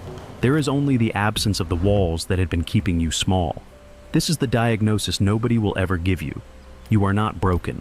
You are not sick. You are not in need of a fix. You are awake. And being awake costs the dream. Every time, in every age, in every life, it touches. Sioran knew this in 1934. The medical world is only beginning to catch up. There are more of you than the official numbers suggest. You are not the first. You will not be the last. And somewhere in a Paris apartment 50 years ago, a man who could not sleep was already writing about you before you were born. If something in this video reached a part of you that no one else has named, there are more like it on this channel. Each one is built for the people standing where you are standing. Subscribe to Syphos if you want more, and if you want to support the work directly, the books and tools behind this video are listed at my Amazon shop. No promises, no motivation, only the quiet recognition that you have spent long enough being told you were the problem, when the problem, all along, has been that you saw. This video is sponsored by the visual learning app, Imprint. Discover life-changing insights from philosophy, science, and more. Get a free 7-day trial and 25% off using my link in the description. Simultaneously one of the most cynical and hopeful thinkers in history, Blaise Pascal was a scientific genius brought to spiritual extremes, a morbidly sensitive, neurotic-like mind with the eloquence of a poet, and a theologian who saw God, reason, and meaning, fear, misery, and hope, all in a strange dance where they never quite touch, but always move in lockstep, striving toward a display of redemption. Pascal was born in 1623 in Clermont-Ferrand, France. As a young boy, he very quickly had many reasons to feel the despair etched into human existence. His mother died when he was just 3 years old. He was frequently ill, dealing with chronic issues like digestive and abdominal disorders, migraines and neurological attacks, as well as many other symptoms like heightened sensitivity, pain, and fatigue. Largely because of these health issues, he experienced a very constrained early social life. From within this vortex of social isolation, a sickly body, and an awareness of the transience of life found in the empty space left by his mother, Pascal looked out at the world and saw all this detail, absurdity, and horror through the eyes of a genius. By an early age, it was clear that Pascal was a prodigy in math and science. By just 12 years old, he had worked out Euclid's first 32 geometric propositions completely on his own. By age 16, he had developed a theorem in geometry still known today as Pascal's theorem. By his 20s, he had constructed what would become the first mechanical calculator, formulated the principles behind the hydraulic press and syringe, helped invent what would become modern probability theory, and assisted in establishing Paris's first public transport system. He was fully on his way to becoming a major scientist and mathematician of the scientific revolution. That is, until things took a very strange and unexpected turn. By his early 30s, Pascal had essentially given up on math and science. Instead, his focus turned almost entirely toward religious and philosophical matters. This shift was likely partly brought on by his health challenges, which had only continued to get worse. Far more significantly, however, it appears to have been triggered by a sudden, bizarre, and powerful religious experience he had at age 31, which would come to be referred to as the Night of Fire. While likely alone at home one night, a sudden, violent, visceral experience of fire, peace, joy, certainty, and God overwhelmed Pascal.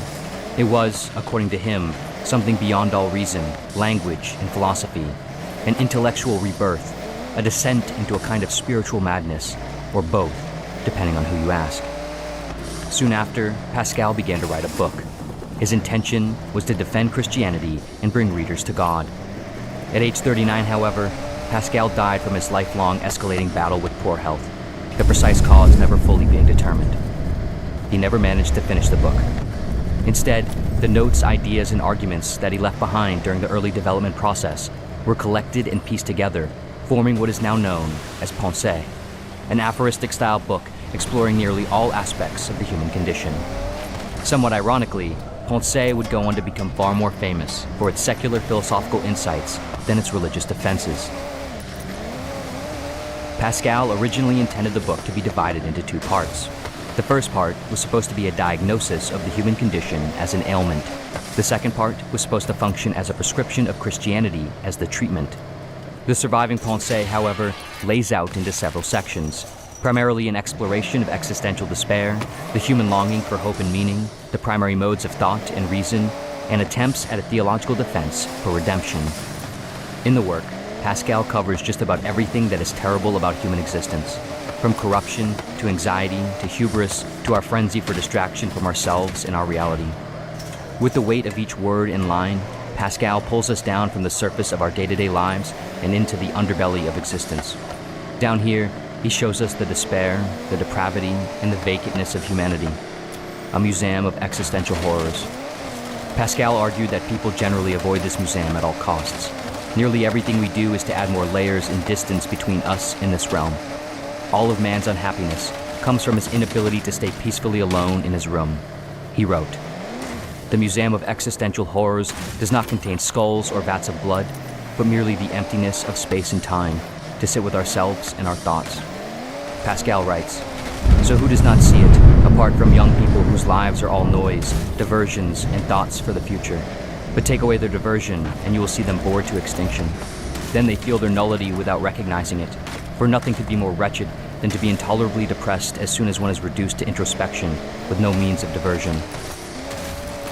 Crucially, for Pascal, the initial point of facing up to the wretchedness and barrenness of our condition is to know ourselves fully and accurately. An accurate self-conception is the first step to greatness and salvation. He writes, "Man's greatness comes from knowing that he is wretched. A tree does not know it is wretched. Thus it is wretched to know that one is wretched. But there is greatness in knowing one is wretched." We overcome ourselves and our condition not by being something other than what we are, but by recognizing what we are and working toward living well within this condition. For Pascal, we live well within this condition through God. In the words of historian Michael Segru, Pascal's idea is you have to make individuals fear for the good of their soul. Make them fear the possibility that they're not going to get what religion might offer to them. You have to show them how wretched they are. Pascal wants to inspire in the reader a kind of terror, a kind of morbid hatred of the nuts and bolts, tables and chairs facts of the human condition. Though explicitly for Pascal, the cure to the ailment of being is God, more fundamentally, it is the search for God. And deeper than that, arguably, it is really the search for a cure. Deviating from Pascal, this cure need not be God. It need not be religious. It need not even be spiritual in the traditional sense. Arguably, God is merely a stand-in for transcendent hope and meaning beyond reason, and perhaps that could be found in reason or meaning or hope itself. It can be existence itself. One of Pascal's most famous arguments is what is known as Pascal's wager. In short, the argument claims it is a better bet to believe in God than to not. This is because if you're right and God exists, you gain eternal salvation in heaven. If you're wrong, you only lose some finite earthly pleasures, which, for Pascal, are ultimately trivial relative to the stakes. And even if God doesn't exist, Pascal argues that living as if he does leads to a more stable and meaningful inner experience here on earth. He doesn't see this argument as proof of God, but rather proof that it's worth searching for him, the hope and striving toward him. However, could not the same fundamental argument and wager be applied to the search for the value and meaning of earthly human existence without belief in God? Could not a compelling wager look like this? It is a better bet to believe this life is meaningful, valuable, and good in and of itself, and that this life is all there is. Because if you're right, then you win the reward of experiencing the only time you have as positively as possible, not with disdain or dejection, not with the hope and holding out for something else, but with the embrace and love for this right now. If you're wrong and there is some kind of afterlife, then you also gain the upside of whatever that may be, which surely no human can know enough about to predict the terms of.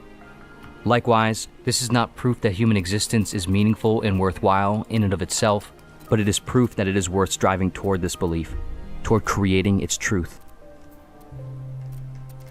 Pascal wanted to compel us toward God by showing us how terrible our condition is, but in the process, arguably, what he really showed us is how strong we are, or can be. He shows us that everything isn't and won't be okay, and yet, somehow, we can and continue to endure.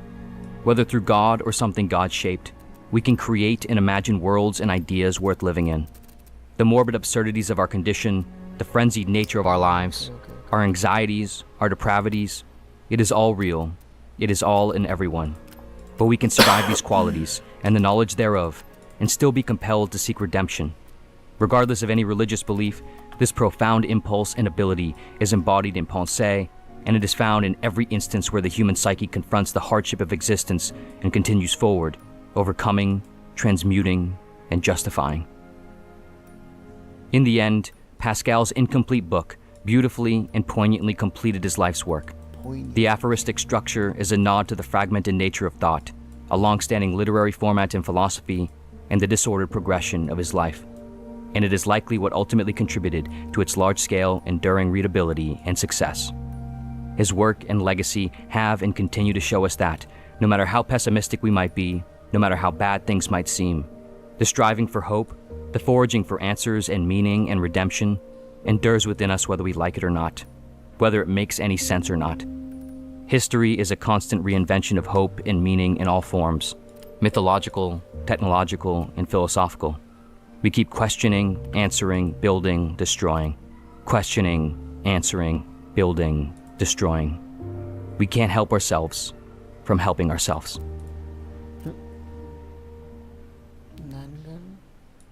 Pascal had a very eclectic range of interests: math, science, philosophy, theology, and psychology. As his life shows, following the full scope of our curiosities can lead us to so many places, often unexpected ones. This video sponsor, Imprint, turns following your interests, curiosities, and goals into a beautiful, immersive, and engaging process. Imprint recognizes that we learn best through intuitive experiences, not bland information.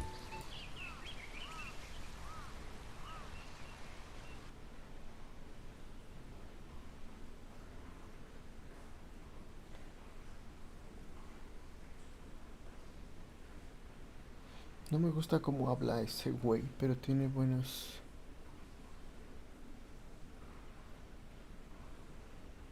By the way, buenos, like, proposals, you know?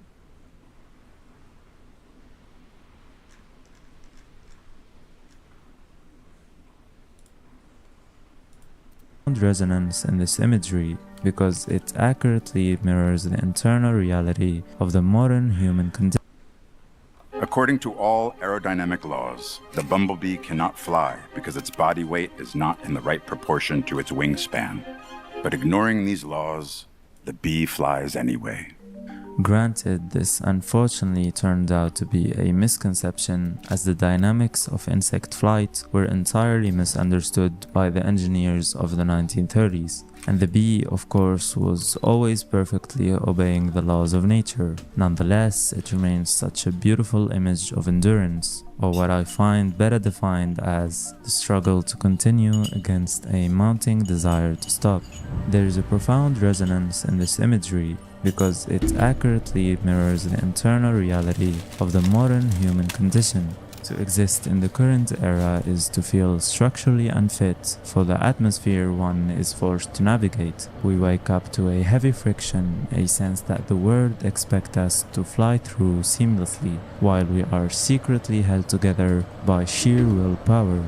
We look at our old expectations that fell behind, our burnt out minds, and the background noise of a world that feels perpetually on the brink, yet doesn't seem to care for us as much as we wish it did.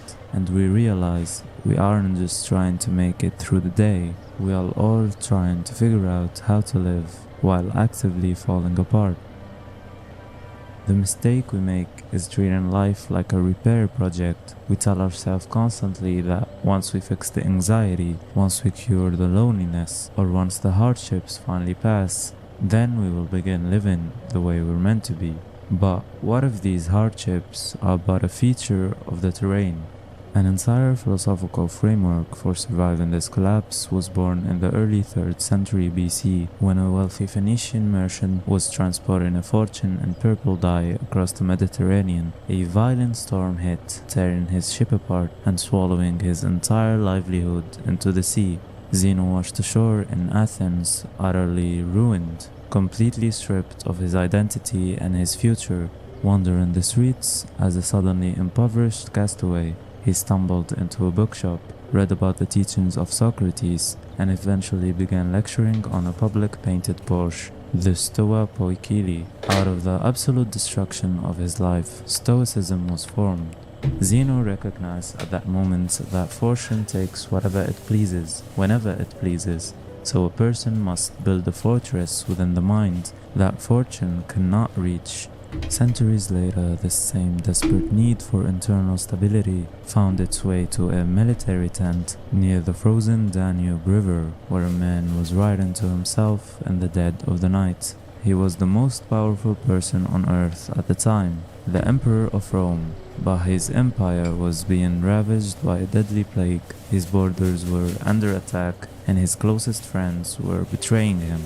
But Marcus Aurelius didn't write to complain, nor did he write a manifesto on how to fix the world. He wrote what we now call meditations, essentially a diary of a man trying to keep his soul from cracking under the weight of existence. He, along with a former slave named Epictetus and a wealthy playwright named Seneca, practiced this same philosophy born from Zeno's shipwreck. In fact, Epictetus understood the burden of existence more intimately than most, having spent his youth at the mercy of a uniquely brutal man who, in a fit of blind rage, began twisting his leg.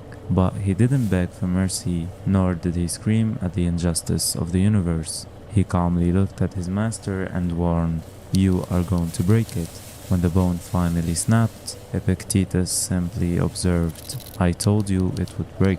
He spent the rest of his life walking with a severe limp, navigating the world with a permanently damaged body, yet he became one of the most brilliant philosophical minds in history, precisely because he realized that while a master could chain his leg, no one could chain his mind. True Stoicism served as a survival strategy for people who felt entirely too much. Far from the modern caricature of emotional repression, it functioned as the art of finding a quiet room inside your own mind while the house burned down around you. At the absolute core of this mindset is a distinction so simple it almost sounds insulting: the dichotomy of control. Epictetus argued that the world is divided into two neat columns. In the first column are the things up to us, our opinions, our desires, our choices, and our reactions. In the second column is, well, everything else: the weather, the economy, the behavior of other people, sickness, and the inevitable chaotic turns of fate. We spend 90% of our emotional energy screaming at the second column. We treat the uncontrollable elements of life as personal insult. When a hardship hits, whether it's a sudden loss, a failing relationship, or just the heavy, inexplicable depression that ruins a random day for no good reason, our immediate instinct is to fight it, to demand of the universe why such misery was assigned to us. Why me, we say. But the Stoics see caring about the uncontrollable as nothing more than a form of self-inflicted madness. It is like getting furious at the rain for wetting your clothes. Seneca took this a step further, suggesting that our suffering comes from a fundamental misunderstanding of ownership. We believe we own our health, our relationships, and our peace of mind. Seneca argued that we own absolutely nothing. Everything we have is merely borrowed from fortune. When life falls apart, we are not losing anything of our own. We are simply returning what was temporarily loaned to us by the universe. Writing to a friend who's drowning in grief, Seneca dropped his most ferocious, counterintuitive lines. What need is there to weep over parts of life? The whole of it calls for tears. New miseries assail us before we have freed ourselves from the old ones. It sounds on first reading like absolute despair, but it is the exact opposite. What Seneca was saying is that the expectation of a life without suffering is itself the source of our deepest agony. It is the suffering that comes from believing a given difficulty is an aberration, a mistake, a thing that shouldn't be happening. Once that false expectation is given up, our response to misfortune changes completely. A misfortune that was always mathematically possible doesn't require weeping over, it requires a response. When you internalize this, a strange, almost absurd peace takes over. You stop asking the world to stop shaking and instead you focus entirely on your own footing. You look at the crisis in front of you and recognize your complete inability to alter its arrival. You declare the external chaos to be simply outside your jurisdiction. This realization acts as the ultimate conservation of energy. It demands that when your life is falling apart, you conserve every drop of your limited strength rather than raging against the gravity of the fall. You shift your gaze inward. You ask yourself what small immediate thing remains within your grasp. It might just be the next breath. It might be choosing not to lash out at someone else. It might be the decision to treat yourself with a cold, clear-eyed kindness, even while everything else crumbles before you. Endurance then changes its definition. It ceases to be this grueling, miserable match where you grit your teeth and white-knuckle your way through the pain. Endurance becomes an act of radical surrender, a willing embrace of reality exactly as it is, rather than how you desperately wish it were. But make no mistake, none of this is an argument for indifference or passivity. The Stoics were not people who folded their hands and waited. They were people who acted with everything they had while remaining somewhere beneath the action, unmoved by whether it produced the desired result. What this philosophy gives is the capacity to function at full force without tying the meaning of that function to whether the circumstances cooperated. There's a profound dignity in looking at an unfair world and refusing to let it dictate how you must react. You recognize that the external world can break your bones, it can drain your bank account, and it can break your heart, but it cannot force you to lose your mind unless you hand over the keys for it. You begin to understand that peace is never found by waiting for the tragedy to end or by desperately trying to glue the broken pieces of your life back into their original shape. Real peace is the defined decision to make a home within the ruins. You stop waiting for a flawless life and you start living fully and intentionally right in the middle of the wreckage. Memento mori sits underneath all of this, the Stoic practice of keeping death present as an orientation, the awareness that the time available is finite, that each day carries a cost, whether spent or wasted, that the person who is putting off the difficult work until conditions improve is making a bet against the only resource that cannot be recovered. Seneca again, in a different letter, said, "They lose the day in expectation of the night, and the night in the fear of the dawn."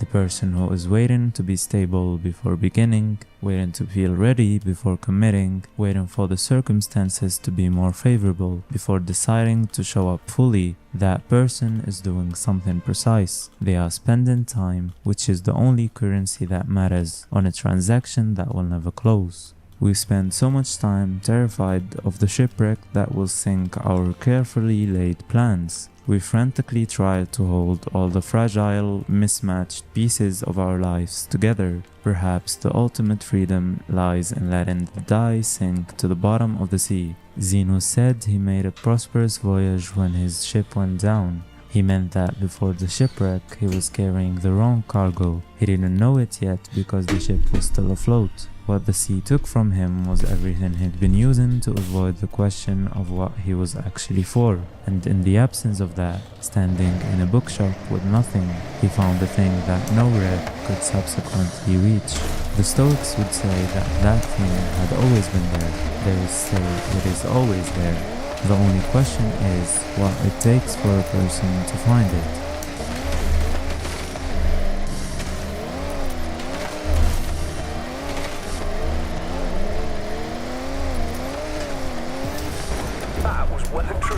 In the city of Cyprus in 300 BC, The fuck?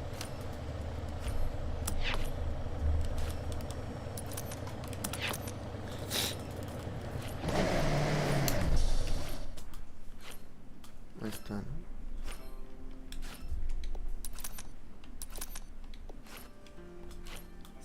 Me faltan 9 puntos, pero aquí solo hay. Ah, ok. 45 off.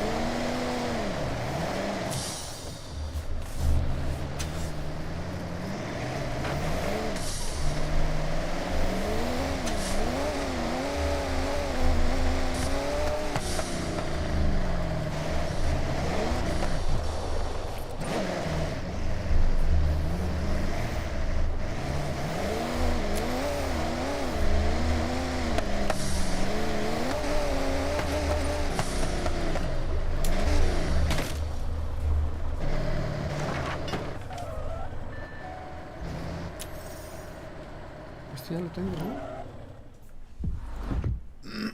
Owned? No. Okay. I'll get it then.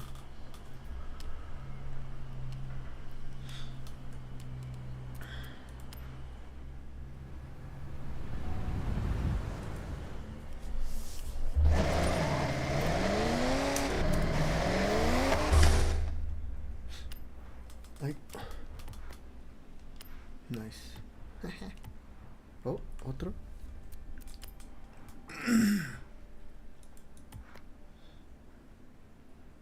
Trailblazers. Ooh.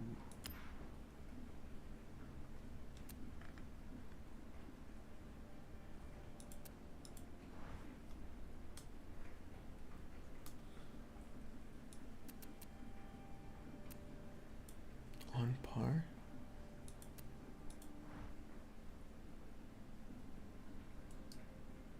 ¿Cuál fue el que hice?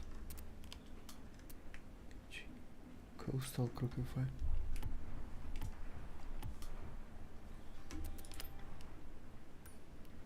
Ah, no, sí es un par. A ver. Ropeway Run, a ver. Pedro Rooks.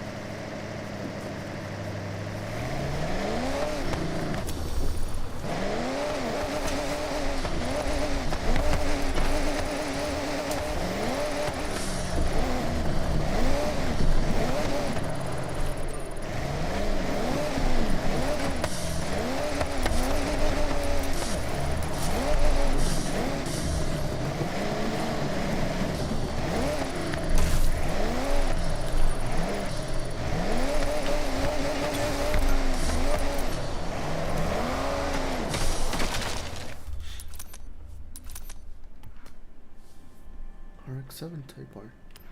Ooh.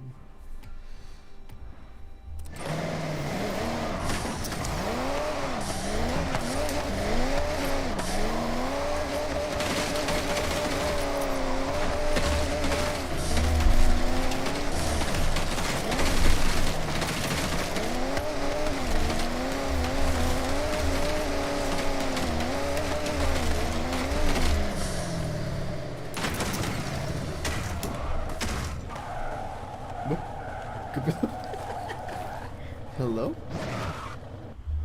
Really? Con permiso. Voy a pasar. Sí, sí, con permiso. ¿No?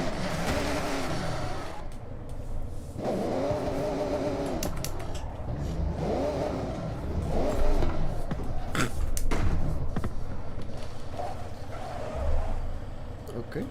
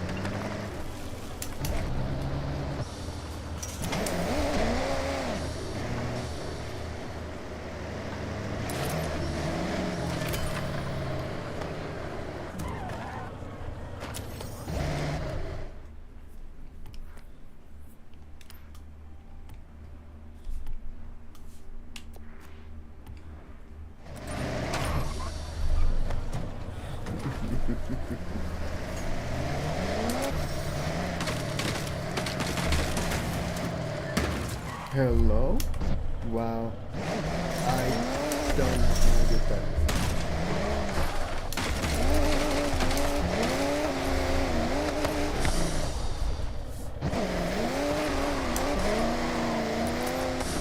Vamos a hacer otro Trailblazer ya.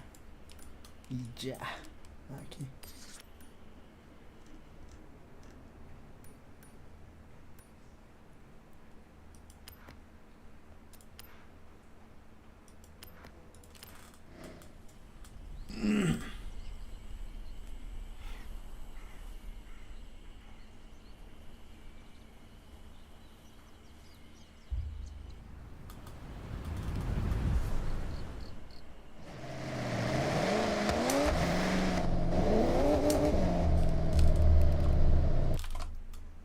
Ay, ay, ay, ay. No, hombre. Y este güey que nos... My God.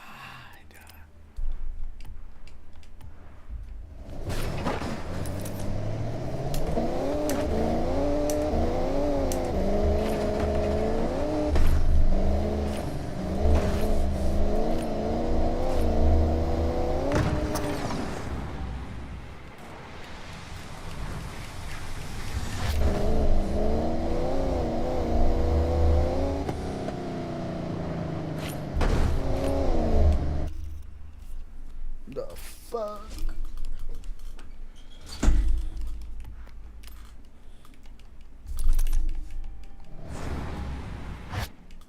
No, Mambo.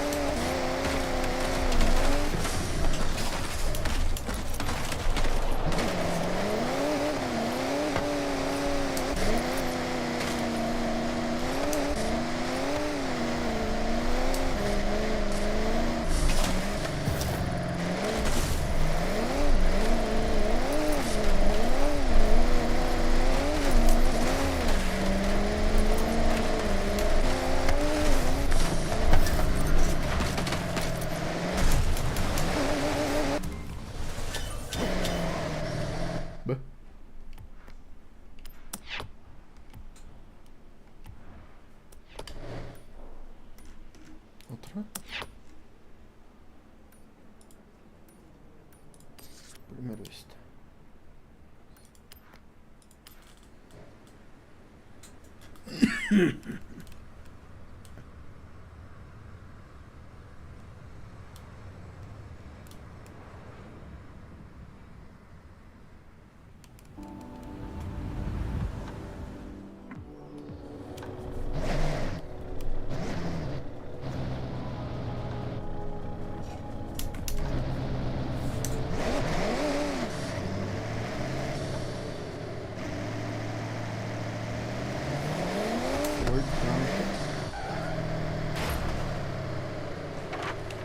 Órale, eso.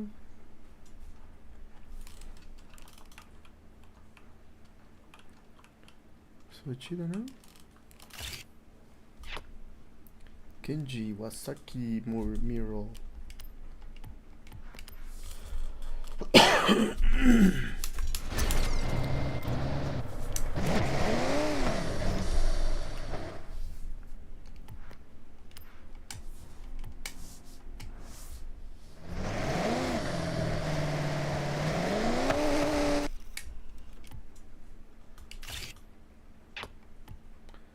Sotoyama Ski Resort. Órale, no, pues, wow.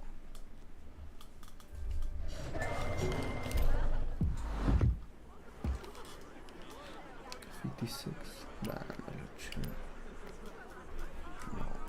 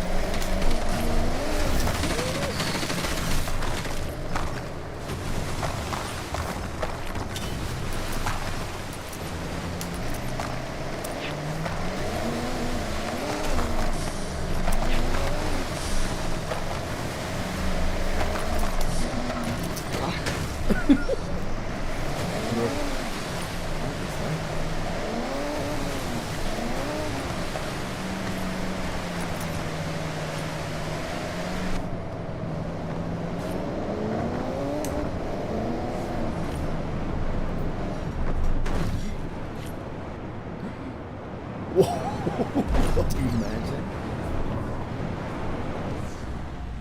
You feel it like happening in slow-mo.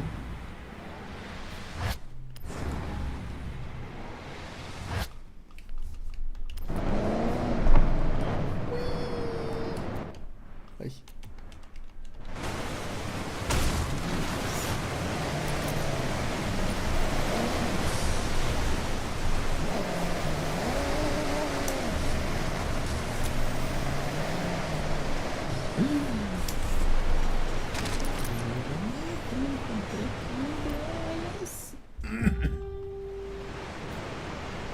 Wow, if this isn't a picturesque scene. I know the Evo was built for tearing through rally routes, but this looks like a postcard. Ready to get stuck in? Restored to its former glory, Mitsubishi really worked wonders here.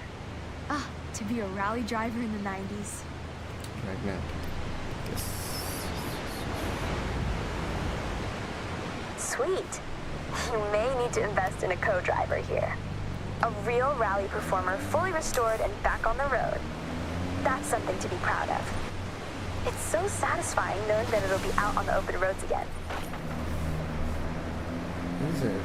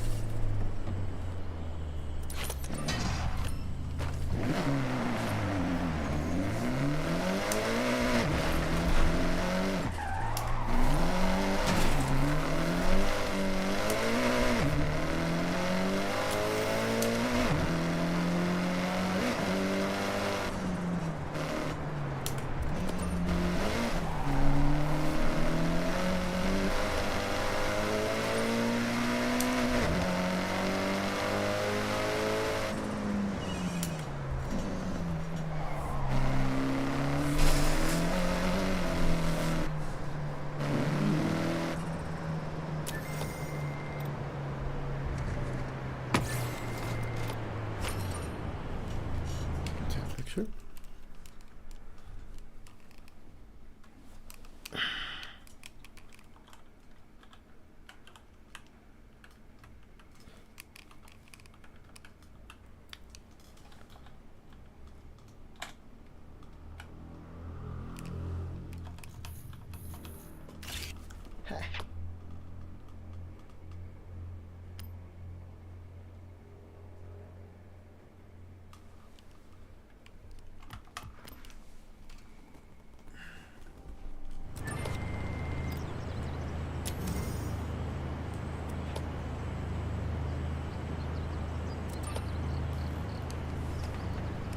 Mascot.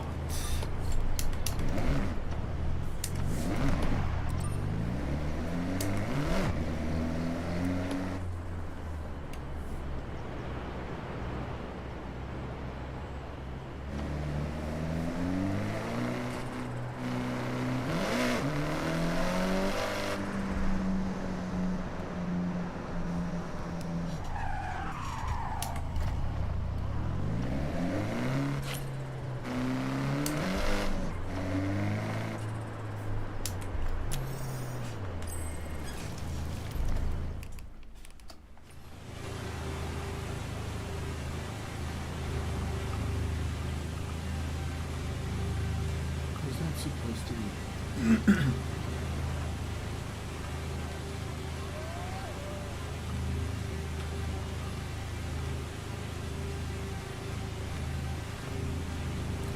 snake.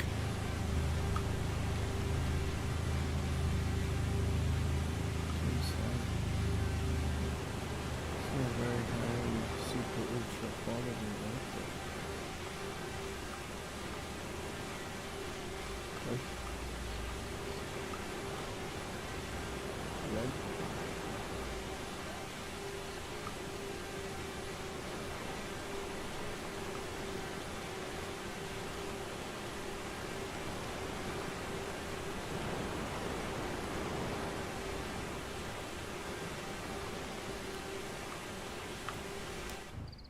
Where are we? Oh, cool. And what masteries do we have?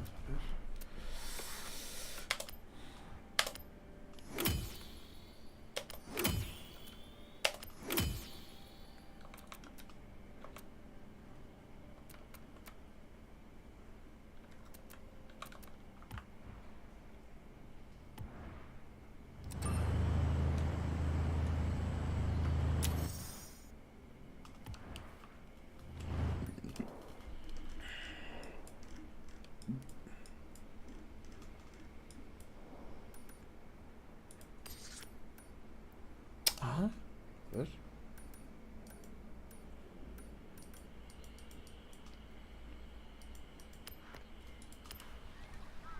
Pero vamos a cambiar a monstruos. Suma, tú.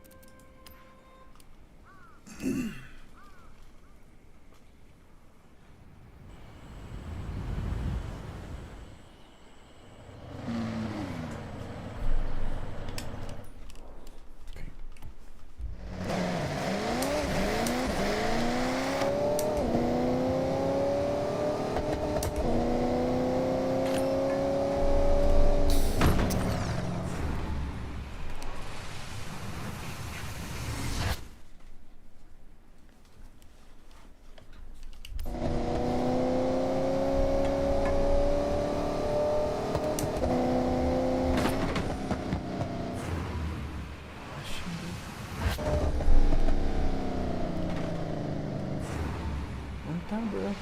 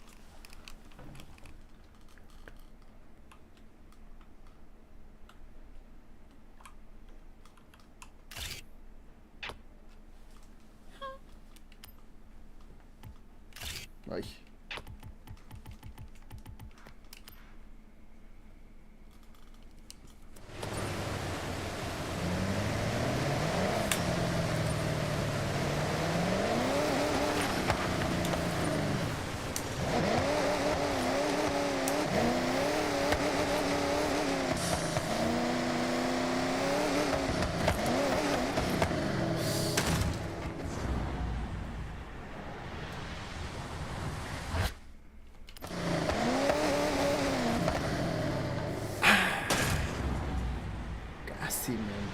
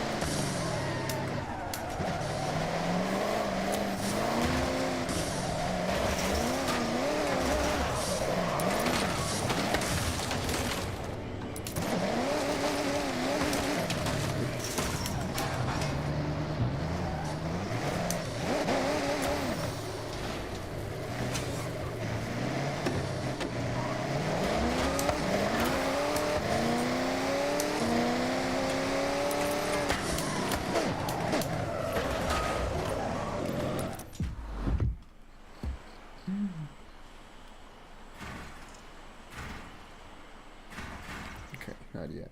Not now.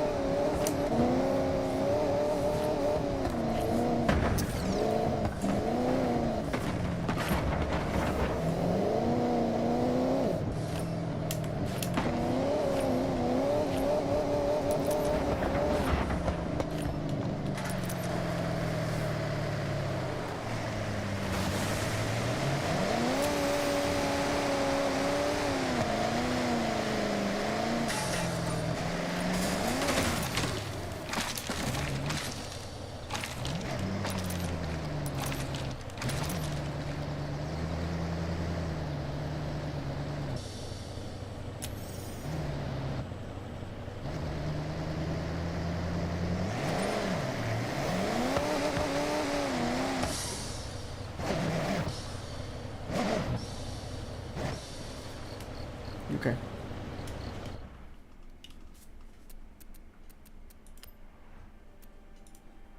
Hmm?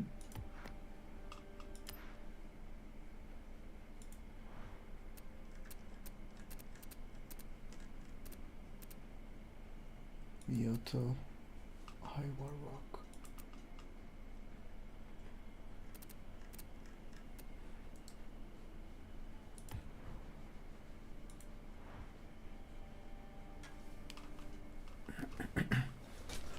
Ahora empezó cuando llegue. Eso sí no lo vamos a poder.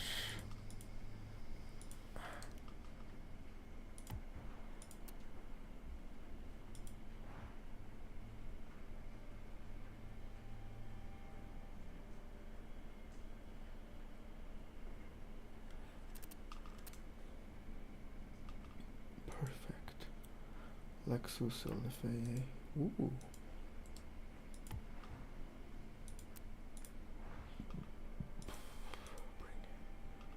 Mismo.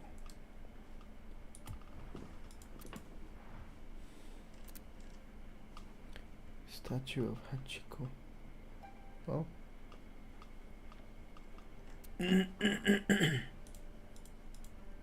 Nozomi. Chaser. 250B. Day trips. Esto es lo que me falta. But I'm not gonna do that right now. ¿Cuánto tengo, by the way? Ah, no, no me alcanza.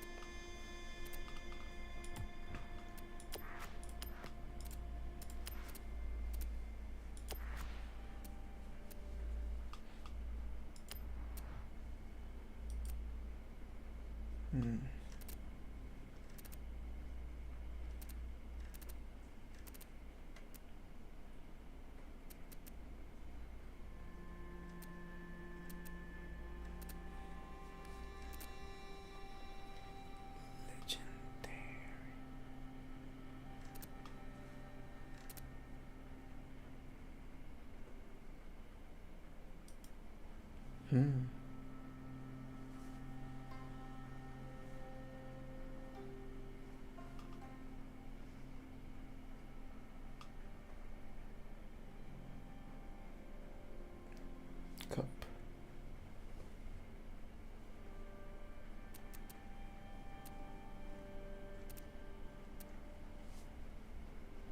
Sierra Mitsubishi.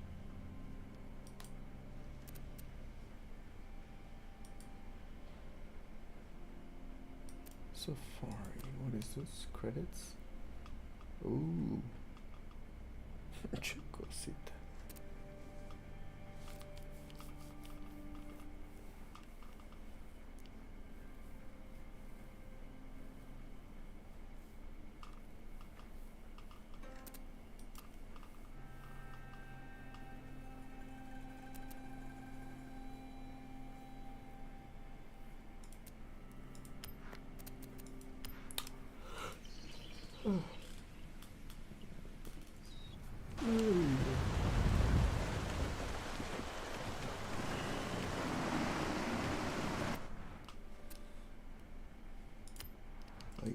Okay, G, what do you want to do now?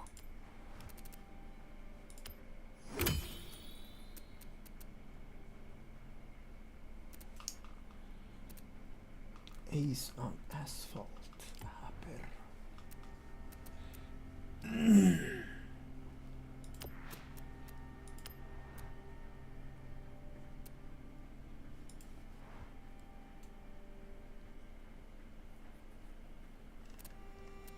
Dirt rivals.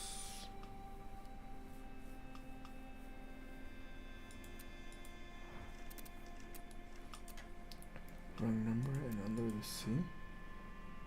Smash a seaweed farm. Ay, apenas estaba ahí yo.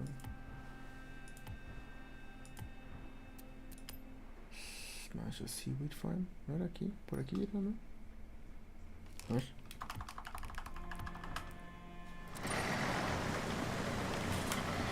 No se ve la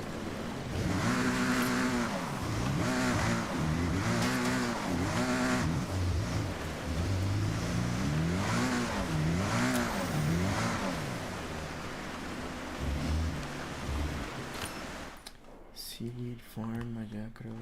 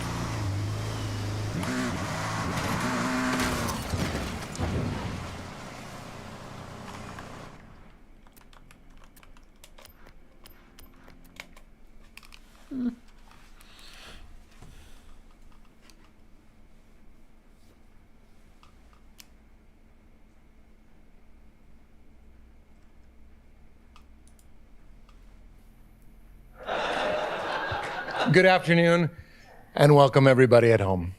That's what Rupert always says. This is the first Rupert Spira live Substack event, and we can clap because I'm in show business. You can clap.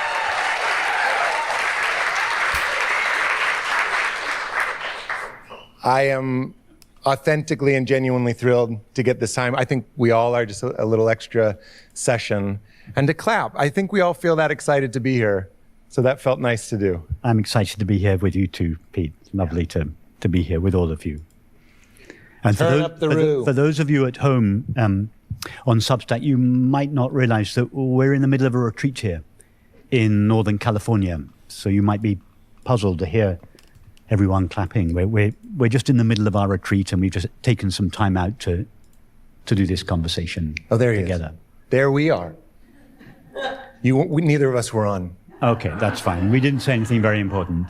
I don't want to say it was Joel's fault. Less stopwatch, more mic check. Just kidding. Thank you, Joel, for making this happen. I am covering up that I just teased him. I'm so happy to be here. We're just going to have a conversation, also getting things out of the way. My name is Pete Holmes. I'm a comedian. I'm also a podcaster. Joel thought it would be fun if we had this chat for your Substack and for everybody here, but in case you're wondering why I'm up here. And as usual, Rupert is not a careers advisor. A therapist. A therapist, a marriage political guidance counselor. He's not a doctor. Yes. What else? A ninja turtle. You're not a close-up magician. Yeah.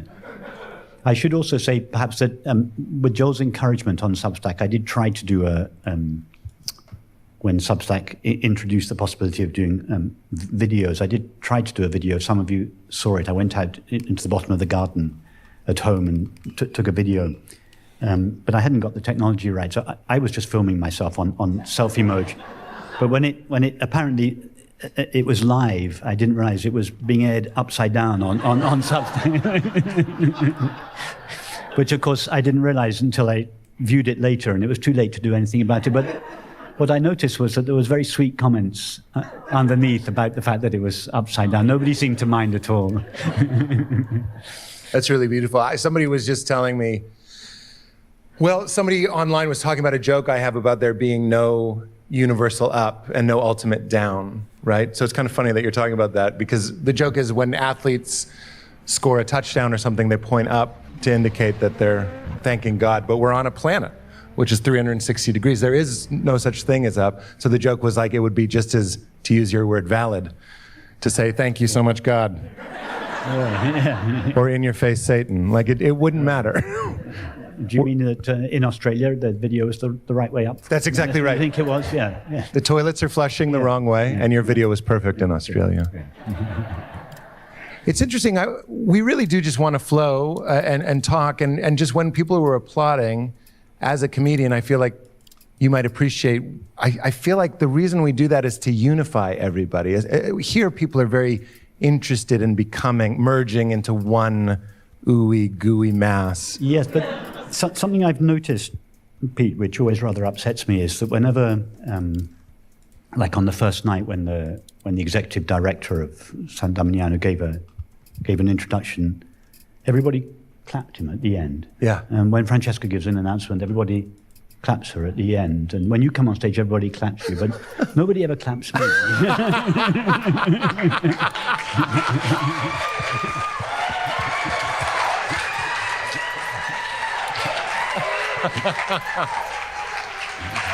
It's a beautiful thing. There's nothing wrong with that. Like, it's funny, Tatiana, my friend, we always talk about, like, should we say to Rupert, that was a great meditation? And I always go, that's stupid. Why would I say that? Well, now we can get it from you. Is that dumb to say, great meditation? Would you prefer to not think of it like that? Like, good ones, bad ones, good talk, mushy talks, sweet talk? I just like people to be spontaneous and to speak their heart, whatever that means. You shouldn't, there's no shoulds or shouldn'ts. I like that. It's beautiful. Yeah.